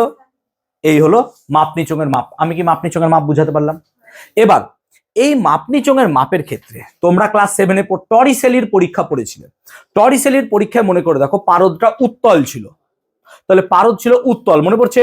টরিসেলিতে যে পারদ স্তম্ভ নিয়েছিলাম সেটা উত্তল ছিল, সেজন্য আমরা উত্তল জায়গা থেকে মেপেছিলাম, মনে পড়ছে? উত্তল জায়গা থেকে। জল কি হয় বলো তো? অবতল। তাহলে কোথা থেকে নেবো স্যার? অবতল পাট থেকে। তাই জলটা যদি অবতল হয় স্যার অবতল পাট থেকে নেবো, উত্তল পাট থেকে নয়। ক্লিয়ার হলো ব্যাপারটা? তাহলে অবতল পাট থেকে নিতে হবে। তাহলে নিচের পাটটা থেকে নেবো কার ক্ষেত্রে? জলের ক্ষেত্রে। আর পারদের ক্ষেত্রে কোথা থেকে নেবো স্যার? ওপরের পাটটা থেকে, কারণ পারদ এইভাবে থাকে, মনে করে দেখো ছবিটা এইভাবে থাকে। বোর্ড হলে আরো ভালো করে বুঝিয়ে দিতে পারতাম। ঠিক আছে, বাড়িতে পড়বে, কোনো ডাউট হলে তো আমি আছি। ক্লিয়ার? তাহলে তরলকে মাপতে কি শেখালাম আমি? হ্যাঁ না বলো? আমি কি তরলকে মাপতে শেখালাম? সবাই শিখেছো তরলকে মাপতে? চলো তরলের মাপ তো খুব সহজে শিখে গেলাম স্যার, এগুলো বাচ্চা জিনিস, কি শিখাচ্ছেন আমাদেরকে এইগুলো? তো তরলের মাপ তো আমরা শিখে নিয়েছি। আমরা এবার চাইছি কি, আসতে ভাই, আমরা চাইছি এবার কি, যে এইরকম একটা বস্তুকে এর আয়তন মাপবো। এর আয়তন কি করে মাপবো স্যার? এটা তো গোলক স্যার। না, এ গোলক নয়, এটা আননোন সাইজের বস্তু, যার আমি কিছু চিনি না, এটাকে মাপবো আমরা। বুঝতে পারছো? এটাকে আমরা মাপতে এখন চাইছি। ঠিক আছে, এটাকে আমরা এখন মাপতে চাইছি। ওকে, এটাকে মাপতে চাইছি। ঠিক আছে, ক্যামেরায় দেখতে পাচ্ছ তো, এটাকে মাপতে চাইছি। তো এটাকে মাপতে চাইলে কি করে মাপবো স্যার? এইটাকে মাপতে পারবো আমরা যার সাহায্যে, সেটা হচ্ছে পরোক্ষ পদ্ধতিতে। এবার ভালো করে বুঝবো কি করে মাপবো। তাহলে এটা ঝুলছে, দেখতে পাচ্ছ নিশ্চয়ই। ঠিক আছে, এটাকে দিয়ে নাড়াচাড়া করবো না। আস্তে বাবা, দাঁড়া, কুল কুল কুল। চলো, প্রথমে কি করলাম, এখান থেকে মাপ নিয়ে নিলাম। স্যার এটার মাপ কত হলো? ধরে নিলাম V1। কত মাপলাম? মাপ কত হলো স্যার? তাহলে আমরা ধরে নিলাম এটার মাপ V1, কিন্তু মাপ তো V1 নয়, চোখে তো দেখতে পাচ্ছ, নেবা হয়নি। কত হয়েছে স্যার? 40। হ্যাঁ না বলো? ঠিক তো? 40 তো আমরা ধরছি V1, কিন্তু তুই তো দেখতে পাচ্ছিস যে 40, ঠিক তো? বোঝানোর জন্য বলছি V1। এবার আমরা কি করব? আমরা এবার কি করছি, এটা যেহেতু জলে দ্রবীভূত হয়, তাহলে এটাকে আমরা কি করব? জলের মধ্যে এরকম ভাবে ডুবিয়ে দিব। হ্যাঁ না বলো? এবার আমরা মাপ নেব। কত মাপ হলো স্যার? V2। হ্যাঁ না বলো? মাপটা বাড়বে না কমবে স্যার? তোমরা দেখো বাড়ছে না কমছে? তোমরা নিজেরাই দেখো, তোমরা নিজেরাই দেখো। বাড়ছে, বাড়ছে তো? লাস্ট বেঞ্চ দেখতে পাচ্ছ না? অন্ধকারে বুঝছো? বুঝছো তো? তাহলে বাড়ছে স্যার, বাড়ছে স্যার। তাহলে V2 মাপ হলো। বাড়লো কেন? একে ডোবানোর পর তো। তাহলে আমি V2 থেকে যদি V1টাকে বাদ দিতে, তাহলে এর আয়তন পাবো। হ্যাঁ না বলো? তাহলে এইভাবে এর আয়তন মাপা যাবে। ক্লিয়ার হয়েছে? তাহলে এইভাবে তার আয়তন কি আমরা মাপতে পারবো? হ্যাঁ না বলো? ইজিলি মেপে নিলাম। এবার ধরো সমস্যা, দেখো ফিজিক্সের সমস্যা শেষ নাই, জীবনে তোমার যেমন সমস্যা শেষ নাই। এবার ধরো এটা থার্মোকল সোলা দিয়ে বানানো। কি দিয়ে বানানো স্যার? থার্মোকল সোলা দিয়ে বানানো। ইহা তো এবার ডুববে না, আর কি করবি এবার? আর তো ডুববে না স্যার। এবার আমরা কি করব স্যার? আমরা কি করব? একটা ডুবে এরকম পদার্থ নেবো। হ্যাঁ না বলো? আমরা কি করব? ওই ডুবে যে পদার্থটা, সেটার আগে মাপ বার করে নিলাম। মাপ বার করতে পারবো? হ্যাঁ না বলো? এটা মেপে নিলাম, এটা জেনে গেলাম, এটার আয়তন কি করলাম? জেনে গেলাম। এবার কি করলাম? এটার আয়তন জানি না স্যার, এটার আয়তন জানি না স্যার, এটার কি জানি? হ্যাঁ স্যার। এর সাথে এটাকে যুক্ত করে দিলাম, দিয়ে কি করলাম? এবার এদেরকে এর মধ্যে ডুবালাম। তাহলে এটা কি ডুবে যাবে? হ্যাঁ না বলো? কেন ডুববে না? কারণ এটা তো ছিল স্যার হালকা, ডুবছিল না, কিন্তু এটা কি ভারী। তাহলে এটা এর সাথে বেঁধে দিলে এটা কি ডুববে? এবার ডুববে। চলো এবার ভাবো, এর মধ্যে বেঁধে দিয়েছি, ভাবো, ইমাজিন করো, ভাবো। এবার আমরা কি করলাম? এর মাপ নিলাম। কত স্যার? V1। এবার দুটোকে যুক্ত করেছি, দিয়ে এর মধ্যে ঢেলেছি, দিয়ে নতুন পার্ট পেলাম। কত হলো স্যার? V2। তাহলে V2 থেকে যদি V1 কে বাদ দিই, ভালো করে বোঝ, V2 থেকে যদি V1 কে বাদ দিই, তাহলে কি আমি এদের দুটোর আয়তন পাবো? হ্যাঁ না বল? আর এর আয়তন কি তুই জানিস? ওই দুটো আয়তন থেকে এটাকে বাদ দিলে কার আয়তন পাবি স্যার? বাস, এটা আয়তন পেয়ে গেল। তাহলে আমাদেরকে দুটো প্রশ্ন এখান থেকে তৈরি হবে, যে অসম আকৃতির একটা বস্তু যেটা জলে ডুবে যায়, তার আয়তন কি করে মাপবা? স্যার ওটাকে ডুবিয়ে দেন, V2 - V1। হ্যাঁ না বলো? স্যার এমন একটা অসম আকৃতির বস্তু নিয়েছি যেটা জলে ডুবে না। এবার কি করবো স্যার? আমি আয়তন জানি, এরকম একটা পদার্থের মধ্যে বেঁধে দেবো, দিয়ে ডুবিয়ে দেবো, এটার আয়তনটাকে বাদ দিয়ে দেবো স্যার, হয়ে গেল। বুঝতে পারছি ব্যাপারটা? আমি কি ক্লিয়ার করতে পেরেছি সবাইকে? তাই না? অন্ধকারে ঘাড় নাড়বে না। বুঝতে পেরেছো? ক্লিয়ার হয়েছে সবার? ক্লিয়ার? বুঝতে পেরেছি। তাহলে এইভাবে আমরা আয়তনটাকে মাপতে পারবো। তাহলে আমি কি আয়তন মাপতে পারলাম? এবার বলো, আমি যদি তোমাকে বলি এই পদার্থটার ঘনত্ব মাপবো, তাহলে বলো তো ঘনত্ব মাপতে গেলে কি কি যন্ত্র দরকার আমার? দুটো যন্ত্র দরকার, এক ভর মাপার যন্ত্র আর আয়তন মাপার যন্ত্র। তাহলে সাধারণ তুলা যন্ত্র দরকার, আর কি দরকার স্যার? মাপনি চোঙ। তাহলে প্রথমে কি করব, এর ভর মেপে নিলাম, হলো ভর মাপা, পারবি মাপতে তো। আর এর আয়তন কি করে মাপলাম এখন শিখিয়ে দিলাম। ভরও পেয়ে গেছিস, আয়তনও পেয়ে গেছিস, ভরকে আয়তন দিয়ে ভাগ করে দিলে কি হয়ে যাবে স্যার? বাস, ঘনত্ব বেরিয়ে গেল। ক্লিয়ার হয়েছে ব্যাপারটা? তাহলে আমি কি ঘনত্ব মাপতে পারলাম? Clear? Is it clear for everyone? বুঝতে পেরেছি? আমরা এতদূর আজকে আলোচনা করলাম, কিন্তু কয়েকটা কোয়েশ্চেন আমার মাথায় এলো। কোয়েশ্চেন নাম্বার 1, আমরা বক্র পথে কি করে কোনো একটা বস্তুর দৈর্ঘ্য মাপতে পারবো সেটা আমাকে ওই ছেলেটা শিখিয়ে দিল, হ্যাঁ না বলো? স্যার এইভাবে করুন, আমি জানতাম না কি করে করতে হয়, অবভিয়াসলি। ঠিক আছে, এবার আমি তোমাকে আরেকটা কোয়েশ্চেন দিচ্ছি। তুমি সর্ষের দানা বুঝো? সর্ষের দানা, যেটা থেকে সর্ষের তেল হয়, সর্ষে দানা যথেষ্ট বড়, কিন্তু সর্ষে দানাকে তুমি স্কেলে ফেলে তার ব্যাসার্ধ মাপতে পারবা? তো ছোট স্যার, ছোট। তাহলে আমার বক্তব্য হচ্ছে, আমি এই পাশের দোকান থেকে 50 গ্রাম পোস্ত কিনে আনলাম, এই সরি সর্ষে দানা কিনে আনলাম, দিয়ে তোমাকে দিলাম, বললাম একটা পোস্ত এই সর্ষে দানার ব্যাসার্ধ বা ব্যাস কত হয় মেপে দে। তুমি পাগল হয়ে গেছো? স্বাভাবিক না? বলো আইডিয়া যে কি করে আমরা পোস্ত, সরি বারবার পোস্ত কথাটা আসছে, সর্ষে, সর্ষে, কারণ আমি পরের বড়ই কোশ্চেনটা পোস্ত করবো। সর্ষে, সর্ষে দানার ব্যাসার্ধ বা ব্যাস কি করে মাপবো বলো? সর্ষে তো খেয়ে নিয়েছো নাকি? আইডিয়া দাও, তুমি দাও বাবা। হ্যাঁ স্যার, সবসময় আমি নাকি স্যার? চলো, কেউ কারোর মাথায় আইডিয়া আছে যে একটা সর্ষে দানার ব্যাস কি করে মাপবো?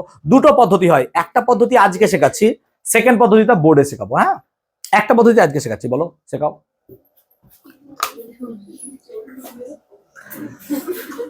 একটা সর্ষে দানার ব্যাসার্ধ কি করে মাপবো স্যার? ব্যাসার্ধ কি করে মাপবো? Any idea? আইডিয়া? দেরি হচ্ছে, আইডিয়া? ক্লাস কি এনজয় করছো নাকি, না ভালো লাগছে না, বোরিং লাগছে ক্লাস? ট্রাই, অবভিয়াসলি ট্রাই করো।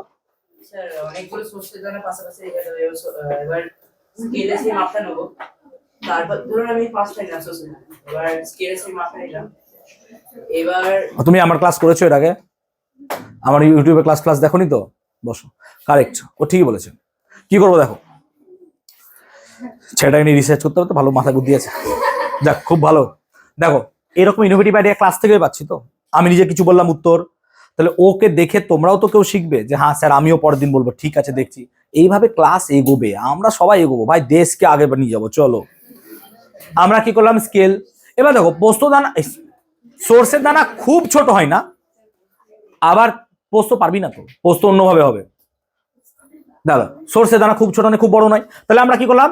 খুব সাদা পেপারের ওপর কালো সর্ষের দানা লে বা হলুদ সর্ষের দানা এরকম ভাবে রাখলাম পেপারের ওপর, দিয়ে কি করলাম? একটা একটা করে চিমটা দিয়ে কাতস কাঁচ লাগালাম চোখে, যেগুলো ঘড়িতে লাগাই দেখবি, হ্যাঁ রোলেক্স ঠিক করার সময় শর্টসে দেখবি, রিলসে দেখে পরে, এরকম আতস কাঁচ লাগিয়ে একটা একটা করে পোস্ত দানা, ভাই সর্ষের দানা আমরা রাখছি। ঠিক আছে, বাড়িতে আজ পোস্ত খাবো আমি, তাহলে পোস্ত ভূত নামবে না, হোয়াট এভার। তো একটা একটা করে সর্ষের দানা রাখলাম, ও 5টা বললো, আমি 50টা সর্ষের দানা রাখলাম, 50টা সর্ষের দানা লাইন বাই লাইন রেখে দিলাম, দেখলাম কত হলো স্যার? 10 সেমি হলো, হতে পারে 10 সেমি হলো। তাহলে 50টা সর্ষের দানা মিলে তৈরি হলো 10 সেমি। তাহলে একটা সর্ষের দানা কত স্যার? 50/10, না উল্টো হবে না, 50টা সর্ষের দানা 10 সেমি, তাহলে একটা সর্ষের দানা কত? 10/50, মানে 1/5 সেমি, হ্যাঁ না বলো? তাহলে একটা সর্ষে দানার ব্যাস হবে তো, পরপর রেখেছো, পরপর রাখলে ব্যাস হবে, ভালো করে বোঝো। এইটা একটা পোস্ত সর্ষে দানা, এটা একটা সর্ষে দানা, এদেরকে যদি পাশাপাশি রাখো তাহলে এদেরটা দেখো কি হচ্ছে? ব্যাস হচ্ছে, হ্যাঁ না বলো? তাহলে এইটার যেটা পাচ্ছ দৈর্ঘ্য সেটা কি ব্যাস, হ্যাঁ না বলো? এইটা পাচ্ছ তো তোমরা? তাহলে ব্যাস পেলে কত স্যার? 1/5 সেমি। যদি ব্যাসার্ধ বার করতে হয় হাফ করতে হবে স্যার, তাহলে 1/10 সেমি, মানে কত হয়ে গেল স্যার? 0.1 সেমি। দেখো বেরিয়ে গেল, বোঝাতে পারলাম? তাহলে কত সহজে পারলাম। আর একটা পদ্ধতি আছে আয়তন দিয়ে, ওটা আমরা নেক্সট দিন পড়াবো। চলো আর একটা কোশ্চেন করছি, যে ধরো আমার কাছে লিকুইড ড্রপ আছে, এরকম লিকুইড আছে যেটা ফেলতে পারবো না অবভিয়াসলি আমি, ড্রপ ড্রপ ড্রপ পড়ে। তো লিকুইড যখন ড্রপ আকারে পড়ে, এক একটা ড্রপের আয়তন কত স্যার? বাস পাগল হয়ে যাবো, এক একটা ড্রপের আয়তন, তাই না? এই যে মাথায় আসছে নাকি অনেকগুলো আয়তন ফেলবো নাকি? তাহলে কি করবো স্যার? এরকম একটা মাপনি চোঙ নেবো, হ্যাঁ না বলো? এরকম একটা মাপনি চোঙে স্যার আমি এরকম করে আনলে 50টা ড্রপ ড্রপ ড্রপ করে ফেলে দেবো, হ্যাঁ না বলো? 50টা ড্রপ ফেলে দিলাম, 50টা ড্রপের আয়তন তো হবে, হ্যাঁ না বলো? ধরলাম 50টা ড্রপের আয়তন হলো স্যার 5 ml, তাহলে একটা ড্রপের আয়তন কত স্যার? 5/50, 1/10 ml। এটাই কি এক একটা ড্রপের আয়তন, হ্যাঁ না বলো? দেখ বেরিয়ে গেল কত সুন্দর। তাহলে এরকম ইনোভেটিভ কোয়েশ্চেন্স কি আমরা অ্যান্সার করতে পারবো এবার? তাহলে আমাকে নেক্সট দিন কয়েকটা সাজেশনস দেবে যে আমি একটা পোস্ত দানার ব্যাসার্ধ কি করে মাপবো। এবার পোস্ত দানাকে বলে দিও না স্কেলে সাজাবা, পোস্ত অনেক ছোট পারবে না স্কেলে সাজাতে। আর ঠিক আছে, ক্লিয়ার হলো ব্যাপারটা, কোশ্চেনটা? বা এরকম ভাবিও না যে স্যার পোস্ত দানার গায়ে আগের দিনে পোস্ত দানার গায়ে একটা স্যার সুতো জড়াবো, যে সুতো আপনি পোস্ত দানার গায়ে তুই সুতো জড়াবি কেন? ইমাজিন পোস্ত দানা। ক্লিয়ার হলো ব্যাপারটা? ক্লিয়ার? তাহলে আজকের ক্লাস এত দূরই থাকবে, আমি পড়া বলে দিচ্ছি। হ্যাঁ দেখো, তাহলে যেগুলো যেগুলো পড়া হয়েছে আই হোপ আন্ডারলাইন করে নিয়েছো। দেখো 11 নম্বর পেজ পুরোপুরি দিয়েছি, হ্যাঁ না বলবে? আচ্ছা 12 নম্বর পেজের মাত্রার আগে পর্যন্ত পড়িয়েছি, ওটুকু আন্ডারলাইন দাগ দিয়ে দাও, মাত্রাটা হয়নি। তারপর দেখো পরিমাপের যন্ত্রসমূহ সব পড়িয়ে দিয়েছি, হ্যাঁ না বলো? শুধুমাত্র পড়ায়নি কোন পার্টটা স্যার? একদম লাস্টে গ্রাফ, একদম লাস্টের গ্রাফটা, হ্যাঁ না বলো? একদম লাস্টের গ্রাফটা এটা পড়ায়নি। আর একটা বাদ গেছে ভার্নিয়ার, পেজ নাম্বার 14। দেখো পেজ নাম্বার 14 ভার্নিয়ার, হ্যাঁ ভার্নিয়ারটা আমি বোর্ডে বোঝাবো। ক্লিয়ার? তাহলে কি কি পড়ালাম না? ভার্নিয়ারটা পড়ালাম না 14 পাতার, লাস্টের গ্রাফটা পড়ালাম না, বাকি মাত্রা বাদে সব পড়িয়ে দিয়েছি, হ্যাঁ না বলো? কোনো জায়গা বাদ রেখেছি মনে হচ্ছে? সামনের দিনে পড়া শুনবে। সামনের দিনের পড়া কি স্যার? চ্যাপ্টারের শেষে দেখো সংক্ষিপ্ত প্রশ্ন উত্তর দেওয়া আছে, 17 নম্বর পেজ খোলো, 17 নম্বর পেজ খোলো। 17 নম্বর পেজে দেখো 23টা না 28টা শর্ট কোশ্চেন দেওয়া আছে। দেখো 22টা পেয়েছো? 17 নম্বর কোশ্চেন পেজ থেকে দেখো সংক্ষিপ্ত প্রশ্ন উত্তর আছে টোটাল 22টা পেয়েছো। এই 22টা প্রশ্ন মুখস্থ করে আসবে। ক্লিয়ার হলো? আর আর আর আগের ক্লাস আর আজকের ক্লাস যা পড়ানো হয়েছে তার উপর নেক্সট দিন পরীক্ষা হবে, তো পড়ে আসবে 20 মার্কসের। ক্লিয়ার? লাস্ট বেঞ্চ তৈরি করে বেরোবে।